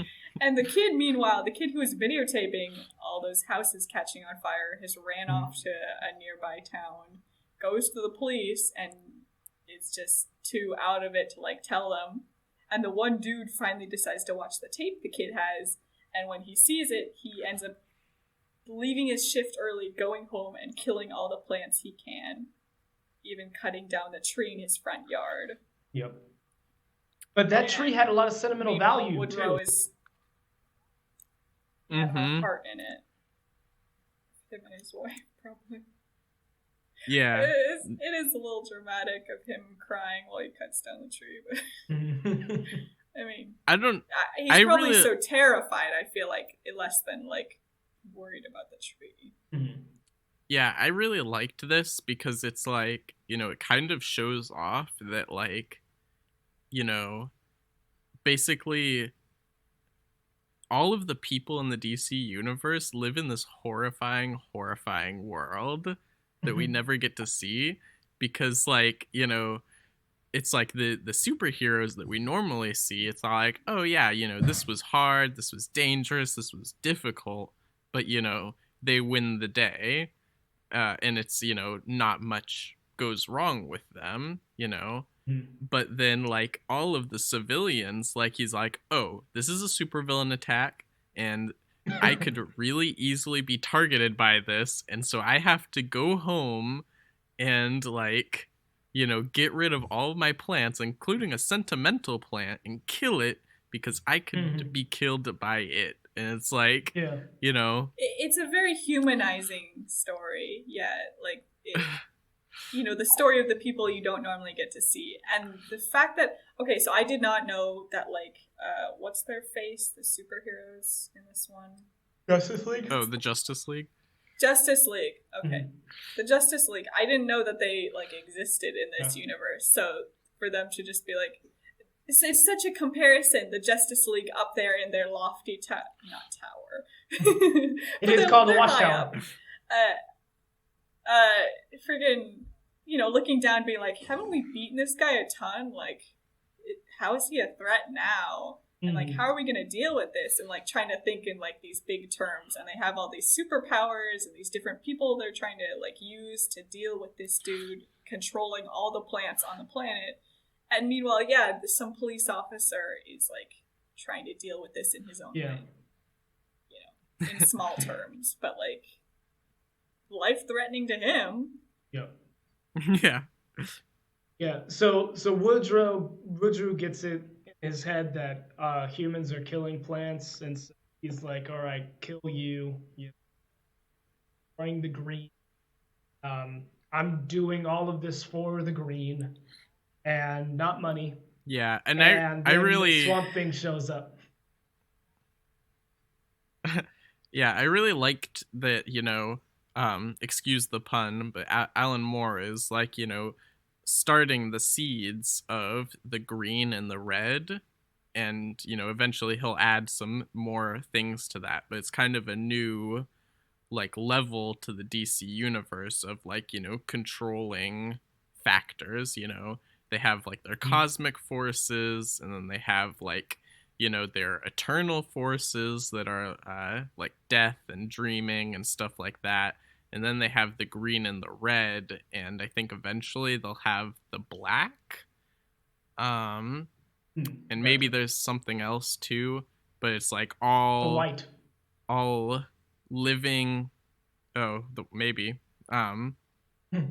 Yeah, they have, because, like, the green is obviously, like, what it sounds like, you know, all plant life, basically, and then the red is all animal flesh life, and then the black is decomposition, you know. Gotcha. yeah, so he's starting that here, and it's really cool that, like, even though he doesn't, like, explicitly say that, we're getting the start of it here. Yeah. So then we go to the next issue. Get Justice League trying to discuss whether or not they could go in and do anything about it. And long story short, they can't.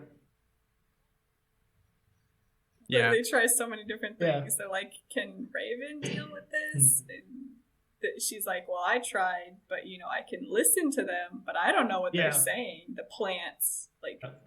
And they're like, we have people protecting all areas of the globe, but who are going to protect... specifically, like, New York and da-da. He names, like, some major places. He's like, who's protecting Louisiana? Yeah. Like, I think the idea more of is who's protecting the little places. Yeah. Like, why do we see these as less important to protect? But, I don't know. I did think it was kind of odd where the Justice League just kind of throws up their hands and like, well, guess we can't do anything. We better not even try. For this. Yeah. It's like, guess it's over. I do understand that, there is, like, a level of, like, strategy, and, like, with every solution they come up with is like, oh, but this would put more people in danger, which, I mean, like, I feel like that could be said for any comic book story, though, but maybe that's why nobody ever actually gets hurt, when they're battling villains, is because, they always find a way that will keep people safe, and we just never hear about it, is supposed to be the thinking. Gotcha. But I don't know, that just seems like so much bureaucracy, like we have to discuss this problem as it's happening. Yeah, I mean, it's just weird for, like, Superman to be like that guy you don't like at a work meeting, just shooting down everybody's ideas. Like, no, that won't work. Oh my gosh, we can't do that. Was weird. He was like, there are way too many molecules. I can count them for you. I'm like, what? I kind of like that, though, where it's like, I guess I can count the oxygen if that'll help, but... No, I thought he was like, oh, know-it-all. I mean, yeah, like, he would be a know-it-all if he couldn't do it, right? But he can. Because he's like, you could reverse the oxidation or whatever, but, like, do you know how many molecules you'd have to deal with, man? I can count them for you. Trying to prove it. Mm-hmm. But yeah, so Swamp... Yeah. Also... Oh. And the fact that the Swamp Thing deals with this by talking to Woodrow. He literally just says... Just had a psychotic break. Well, he doesn't know it's that. It's the dumbest thing, where he just says, like, hey, don't plants kind of need, like, carbon dioxide? And then he's like, oh, shoot, you're right. Yeah, like, I don't know. I kind of feel like you don't have to be a botanist to, like, say that, or, like, an expert on plants. Well, so it was kind of, it's more like he built his psyche around being a protector of the green. And then Swamp Thing broke that by saying you're not actually protecting. And then that's an even worse psychotic break. Or, I don't know which one we would consider worse. It kind of twists him in such a way that he's, like, suddenly shut out from all the plants. And, like, he can't talk to them anymore. He's, like, as he says, he's running through a crowded hallway and nobody's willing to talk to him. He's just running through the forest, like, after that. Mm-hmm. I do like the guy with the chainsaw. That guy was great. He's like, I'm gonna go get my wife. Or not, I don't even think he says wife. He just says... He said Elizabeth or something. Evangeline, which is a weird thing to name anything, but especially a chainsaw. Mm-hmm. I do like, because I think Abby's there, and she's like, oh crap, you need to leave. He's like, I've lived here all my life. I'm not leaving. I'm gonna go get Evangeline. So I was just like, I thought he was just some old guy who was like, I'm gonna go get my wife, and we're gonna watch this fight between the Swamp Thing and Woodrow. Mm-hmm. Oh, it's chainsaw. When he comes... but he comes back with a chainsaw, which I guess is the best thing you can come back with. Because, you're cutting down wood. Was thinking, I mean, I was personally thinking if he was going and getting his wife, I was like, yeah, if I was in a situation where I was like, I'm pretty sure I'm going to die. I don't want to leave this place because it's my favorite place and I'm not planning on dying anywhere else. I would go get my wife and watch two superhumans battle it out. Mm-hmm. Might as well. Yeah, so... Yeah. After saying that you're not doing this for the... Or plants need the carbon dioxide that humans drive, he was like, you're just a human. You're just a man. He's like... He says you're doing this the human way. Look around you. Look at all the things you've destroyed. Like, is this the green way? He was like, no! Yeah, I think that really saved it from the kind of simplicity of the conclusion of, like, because we said, he basically is all like, oh, well, plants need carbon dioxide. And, I'm like, man, that's like, when you kind of think about it, it's like pretty dumb that he didn't think of that. But I think that part, like, really saved that conclusion. That, like, it's all like, you're not doing this the way of the green, you're doing it the way of the humans. And so it was like, yeah, it just made it a lot better for me.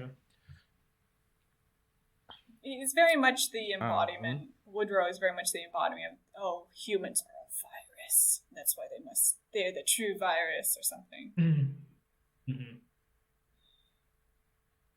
Yeah, so Swamp Thing and Abby kind of have like a moment with, I am Swamp Thing now. Like, okay. She's like, yeah, are you happy? Mm-hmm. And he's like, yeah, I guess. Yeah. She's like, well, where are you going to go? And he's like, back to the swamp, because I'm the Swamp Thing. And then kind of parallel with that, Woodrow's like, well, I acted like a human, therefore I'm a human.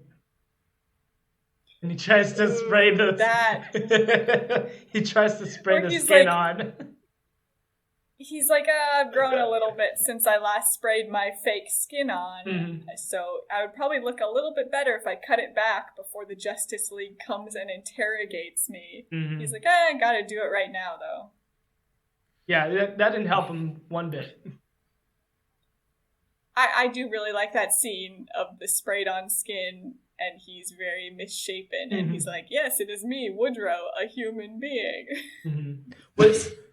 And then the Justice League were like, what happened to you? I guess we'll just put him in Arkham Asylum, I guess. Best thing to do. Is that the only, like, mental hospital in the DC universe is just Arkham Asylum? There's also Belle Rev. I don't think it... Well, it's not a psychological... Oh, it's not? Oh, okay. Or, like, it's just like a prison. Gotcha. Oh, is it? Because there's Blackgate Prison. That's the Gotham prison, because Gotham has so many criminals it needs its own. Okay. Belle Rev is for everybody else. Okay. So Arkham Asylum is the Phantom Zone. Yes. More Batman. Yeah, no, I would say that they are, even though most in comparison to our world, Arkham Asylum is probably the worst asylum in operation. In the DC universe, it is the best asylum in operation. I guess. And the most capable to help people. At this point, it's just really a housing unit. They're just like, we're the only ones capable of keeping them off the streets long enough for people to feel safe. Yeah, I guess. Yeah. Also, okay, so I did want to say that I really appreciated that Woodrow had, like, such a complete arc, because it was like, really, he started this out, when he was introduced, his only concern was that he didn't want to be returned back to jail. And I was like, man, that really sounds like, somebody who needs to be checked up on, like he doesn't have, like, complete, like, reintegration with society like perfectly, but he's like, that's his one want. He does not. He has been like basically imprisoned for too long, probably for for very small petty crimes, because he gets beat every time. and then he just like basically goes off the deep end because he gets too much power, and then they put him into a mental institution, and it's like, wow, that it's more of a tragic arc than anything, but it's like it kind of feels a little bit like a foil to the Swamp Thing, right? Because the Swamp Thing probably does in some sense in tune with every plant on Earth. And Woodrow tries to do the same thing. He's so envious of the Swamp Thing. He says it several times. And when he gets in tune with every plant on Earth, he just, wants to go on a killing spree. Yeah. Well, I also think that was already very true to have a.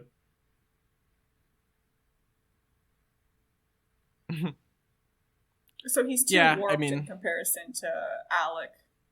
Alec got in tune with every plant on Earth and did not suddenly feel that he needed to take down humans. Yeah. Yeah. And then I think that oh, go ahead. No, you go. No, go ahead. It's fine. I'm moving on. So if it's something about this. I guess I was just gonna say, like, basically, I think that it was like establishing the fact that Swamp Thing is more Swamp Thing than Alec Holland is what makes him able to withstand, the idea that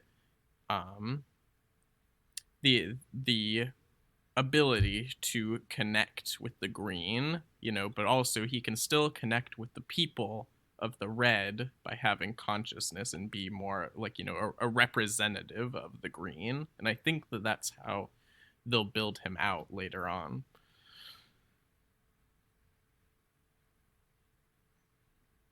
I think we still have two more issues left. Yeah. So just when you think that this book would be over, they put in two more issues? Kind of tacked on, I feel. It's interesting to see a monkey again, just like that one other. What's that other one we read that had the guy worried about the white monkey coming for him? Oh, that was. Clean Room. Yeah. Yes, I thought that was interesting. I was like, people really have a thing about white monkeys, huh? Yeah, is fear of monkeys like a common thing? Is a white monkey demon? No, is what I'm wondering. A white monkey is what they're afraid of. It's just a monkey with albinism. It's not something to fear. In this one, it's a demon. But I don't know. I don't know. It's just weird that it's come up twice. Yeah. Maybe it's a comic thing. I'm guessing it's probably a mythology thing that we just don't know about. Yeah, probably just drawing from that. Oh, yeah, probably, yeah. A white monkey. I mean, because, clowns, 13, and, serial killers, sure, but, monkeys? I just don't get it. It seems like a very Asian mythology kind of thing. So it's interesting to see here. So we get a guy who walks off the train, and, he has the iconic hair. As soon as you see this hair, you know who it is.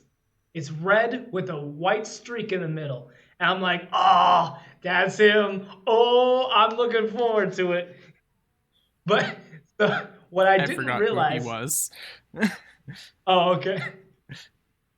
So what I didn't realize was that he had the ability to tell people how they're going to die. And so he just gets off the bus and he's like, all right, so here's my card. If you need insulation, and he's like, I don't need insulation. You're going to die today. He needs, he goes, if you need insurance, this dude just won't stop talking to him. And he's like, dude, you're going to die later today from a swordfish. I know I don't need insurance from you. Yeah. And just walks away. I don't think it's that he can tell how they're gonna die, right? Because he's later on he tells the other dude, he's like, "You're gonna get arrested for manslaughter." Oh, okay. Yeah. Okay. Because your wife doesn't like the lawn chairs they're selling at this auction. Like that's not a death, but it sure ain't great. Mm-hmm. Yeah, he can see the future to a capacity, and really, he's actually seeing Abby's future. It's just that he also knows about the people involved in that future. So maybe he's actually seeing his future, because that's when him and Abby are... Yeah, actually, that would make sense if he's seeing his own future.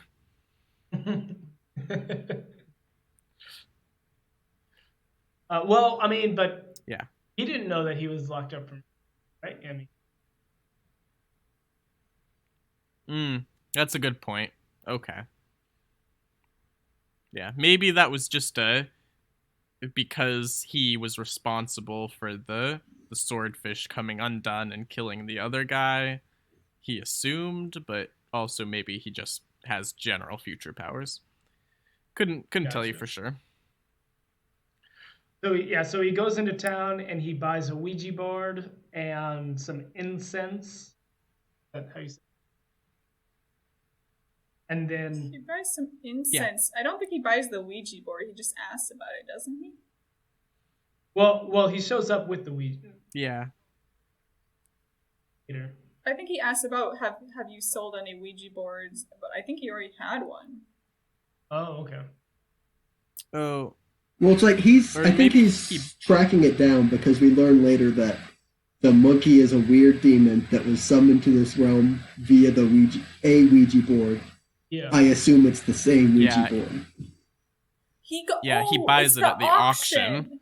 It's the one that, so like you're saying, it's the one that summoned it, but he buys the Ouija board at the auction. He doesn't buy it at the store. He's asking, like, when did you last sell one in this town? And the dude's like, oh, it's like 6 months ago. They're not really flying off the shelf. And so it's probably coincidentally the same one. Gotcha.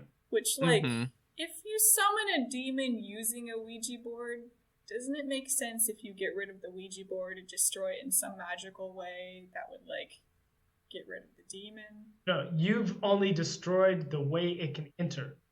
Like, if it was a door, you destroyed the door.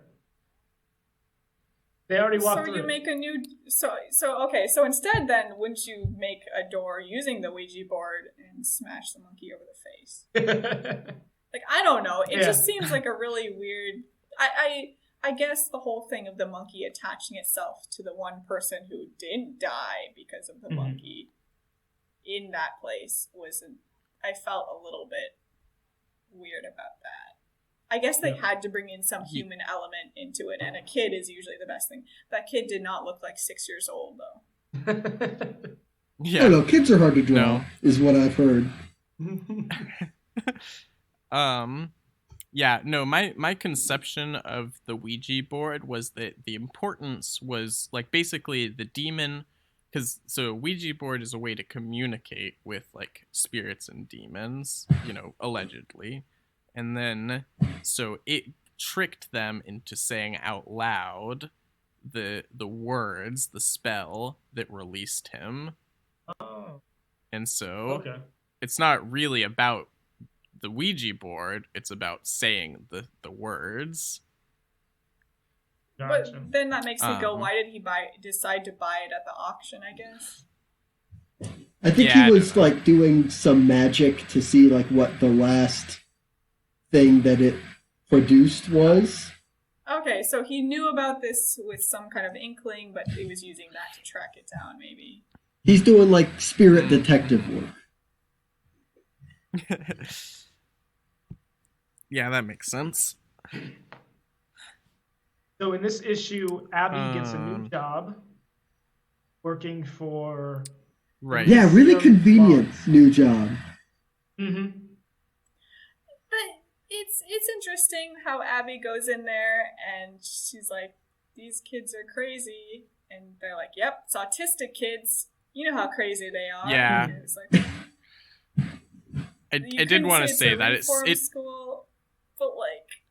I guess it was like the 80s, so it was different.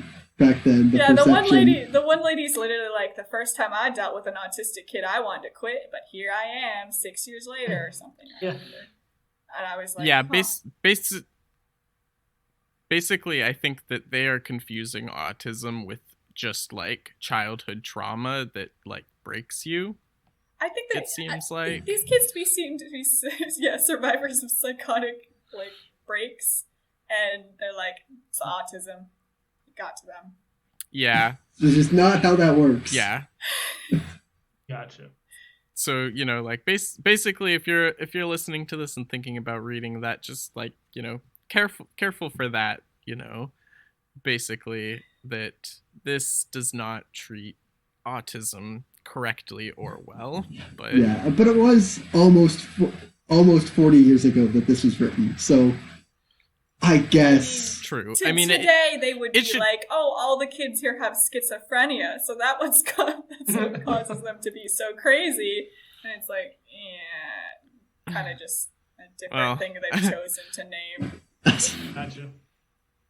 Man, is it that bad currently in modern comics? I feel like that is still like, you know, more 90s antiquated of like, you know, like now hopefully they would just be all like, you know, basically what we're saying, like childhood trauma, but not like naming it schizophrenia as much. I wouldn't say that they wouldn't do it at all, but I would think that wouldn't be as common, maybe. But I don't know. Hopefully, yeah. Hopefully they don't. But yeah, so basically flip through and are like, which one can we name as possible? yeah, just throwing darts at a board. It's like, what mental illness are we gonna choose? Mm-hmm. Yeah. But anyway, also I was gonna say that yeah, just because it was 40 years ago doesn't mean that we don't have to like scrutinize it and hold it to, you know, a certain standard that like, you know. I do like the way you said it, that they're probably just misdiagnosing them all. They're just like, well, I don't know why they're acting this way, so chosen this. Because like the girl, it sounds like the one girl like accidentally killed her younger brother by a bag over his head. It just sounds like they were playing, like she didn't do it intentionally, and she didn't. Right. Like, she's super young. I can't remember what age she is. She's young, and they're like, "Well, we need to put her in a home now." Yeah. Because she won't behave after accidentally killing her brother. Sorry. Yeah, I guess I'm really glad that they didn't use the R word at all. Yeah. Yeah. Like, I could easily see Matt, especially when he's fighting with Abby later on in the story. Yeah. Anyway. Yeah, Matt's not a good guy. Maybe we can throw that out there at this point. Yeah, not a good guy. He's a lot more reasonable. He's not this guy. Mm-hmm. Well, you never got to see the next season. Yeah, that's true. So he does get a redemption. Oh, you go. Oh, I was just gonna say he gets a redemption arc in Sandman. Oh, that's cool. I thought you were about to say in the last issue of this, and I was like, driving drunk to save your wife is not a redemption. It's the thought that counts. he just gets worse. He gets worse in Swamp Thing and then better in Sandman. I'm gonna say if like the thought doesn't count if the thought drives you to drunk drive. That's not.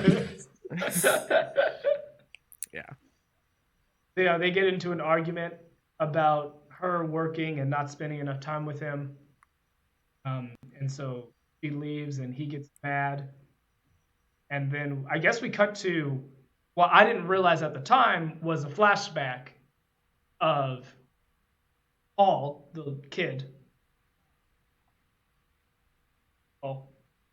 His parents. He keeps referring to himself in the third person as he goes, Paul, says this, Paul doesn't like you, Yeah. And so his parents summoned the demon.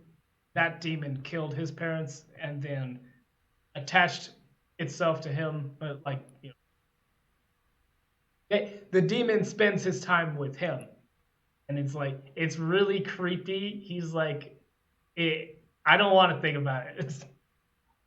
Yeah. So it's interesting his interpretation of it, right? Because I guess they do write him to be 6 years old, even if they don't draw it very well, in my opinion. Yeah. But the fact that his parents are like using the Ouija board and they're like, what are these things? Like they keep saying these words, and it's like sounds like just somebody writing gibberish. But it's once they say them, you know, those are the incantations to bring the monkey demon to their world. And so his and Paul's interpretation of that, if you spell wrong, the monkey will get you. I didn't catch that. So that's why when he first meets Abigail, he wants to know how it's spelled. So he can spell it properly. Gotcha.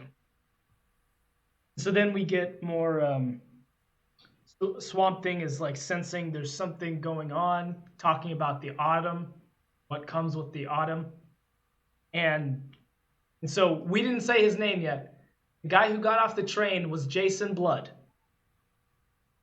a.k.a. Etrigan. Anyway, so he... I didn't know who it was, so I was that's a really interesting last name. Just gonna go right out there and be last name Blood, Mr. Blood. Yeah. So yeah, he finds out and the second Jason. That's what I noticed. Gotcha. I was like, man, Alan Moore has a thing against Jasons. I thought that he was going to be a villain. It turned out he was an ally because I forgot his name. Okay.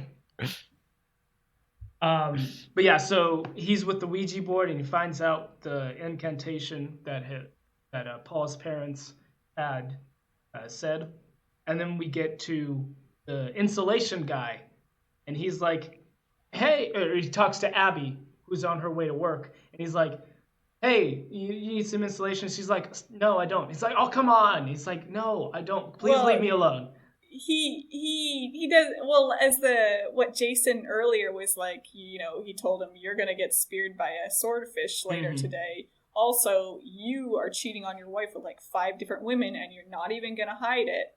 And so when he's meeting Abby, when this insurance guy is meeting Abby later, he's like, well, if you don't want insurance, then I can give you something else. You look like a stranger in these parts. Like he literally says, we could give each other company. I don't remember like that clicking, but like I would be surprised that I didn't. No, that's definitely how it happened. Yeah. It was very... Ugh. What you didn't know is that the swordfish was a display up on a wall. And so there was a couple that was driving a car, and they bought the swordfish from the auction, and the husband was too distracted, and so he had to push on the brakes, and the swordfish skewered him. Harry Styles the insurance guy. Harry Styles.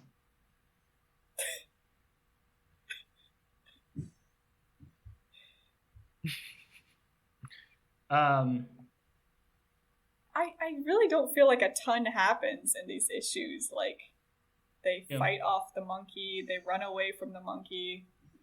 So, basically the story goes is that Jason Blood warns Abby of Paul, like, watch out for them. And so she goes to Swamp Thing and she's like, there's something happening. Well, he says specifically, you're going to have to save as many children as you can. Yeah. And then we kind of go back to later that day,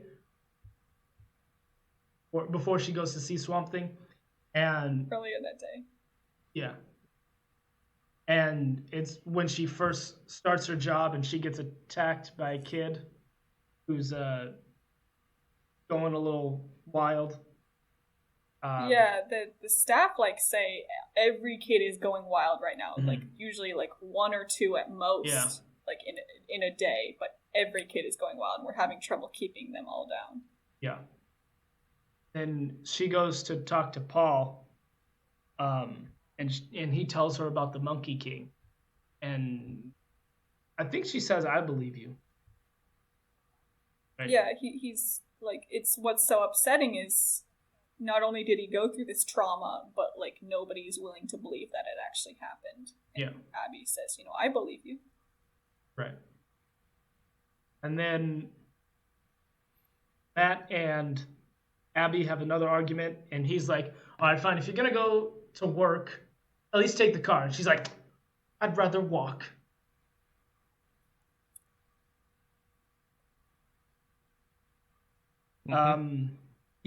So she goes to tell Swamp Thing so that they can help get the demon monkey out of there. And then when they show up, the demon monkey is out and about, and he starts shape-shifting into everybody's nightmares, and it's like this page is like where I was like, oh, now it got creepy. Because you see his face trying to form. The fact that he knows what you fear and he'll become that. Mm-hmm. Yeah. And then we get Etrigan. And he didn't rhyme. Mm-hmm. He was just speaking kind of poetically, but like, there was no rhyme. He rhymes. No, he rhymes. Yeah, he was... Sometimes. Most of the time. Yeah, it wasn't all rhymes, but it was in a meter. I don't know what meter. I didn't take the time to figure it out. Mm-hmm. Gotcha. But yeah, basically at the very end of the story, the boy, Paul, he basically is able to defeat the demon monkey by like being all like, I'm not afraid of you. Yep. And I'm not afraid of anything. Mm-hmm. And then Etrigan just eats him. And then, basically that kind of he eats the monkey, not the child. And then, Paul... Well, yeah, the kid saying that he's not scared of anything anymore, you can't touch him pretty much because the monkey's been chasing him. He makes the monkey get smaller and smaller and smaller until it can just be swallowed. So which I guess works. And then a different part of Jason Blood? It's kind of a Dr. Jekyll, Mr. Hyde thing. Okay. Mm-hmm. Yeah. But yeah. Yep. So overall, I really enjoyed this book. I did too. Yep. I just those last 3 issues. I was like, oh, why'd you go this far? I don't know. Yeah, it's. Yeah, pretty much those last 2 issues. I was like, man, am I still reading this? The art is, for its time, but the coloring does not do it any service a lot of times. Gotcha. Huh. Interesting. I guess I can see where you're coming from, but I don't necessarily agree. But yeah, like I don't know. I think I took a very long gap in between, like basically the issues with Woodrow and then the issues with the Monkey King, and so I didn't have that experience as much. But maybe if I read it all together, then I would have a similar experience. Gotcha. And that wasn't really intentional. It's just kind of how it happened. It was like, oh, I'm reading this now. But yeah, no, I do get this kind of like, that seemed like a really concise, clear like arc, and then they were like, let's just throw in the next arc too, and it wasn't as connected to each other. Yeah. But yeah, I don't know. At least you get more value for, the book, book 1 of Saga of the Swamp Thing. You get both arcs instead of one. They could have chopped it up more. 7 issues is also a kind of weird amount, I feel like, for a collected edition. It would have been weird if they didn't have that last issue, for sure. I mean, like, obviously you're not the one before it. You're not gonna cut an arc like in half, but like, it's just weird. 7 seems odd. It is odd as a number, but it seems like a weird choice. Mm-hmm. I can see that. But yeah. So I have to go. Mm-hmm. All right. So we should do our outro. Yeah. Oh wait, hold on. Sorry. Before we do that, wait. When do we want to reveal the next book?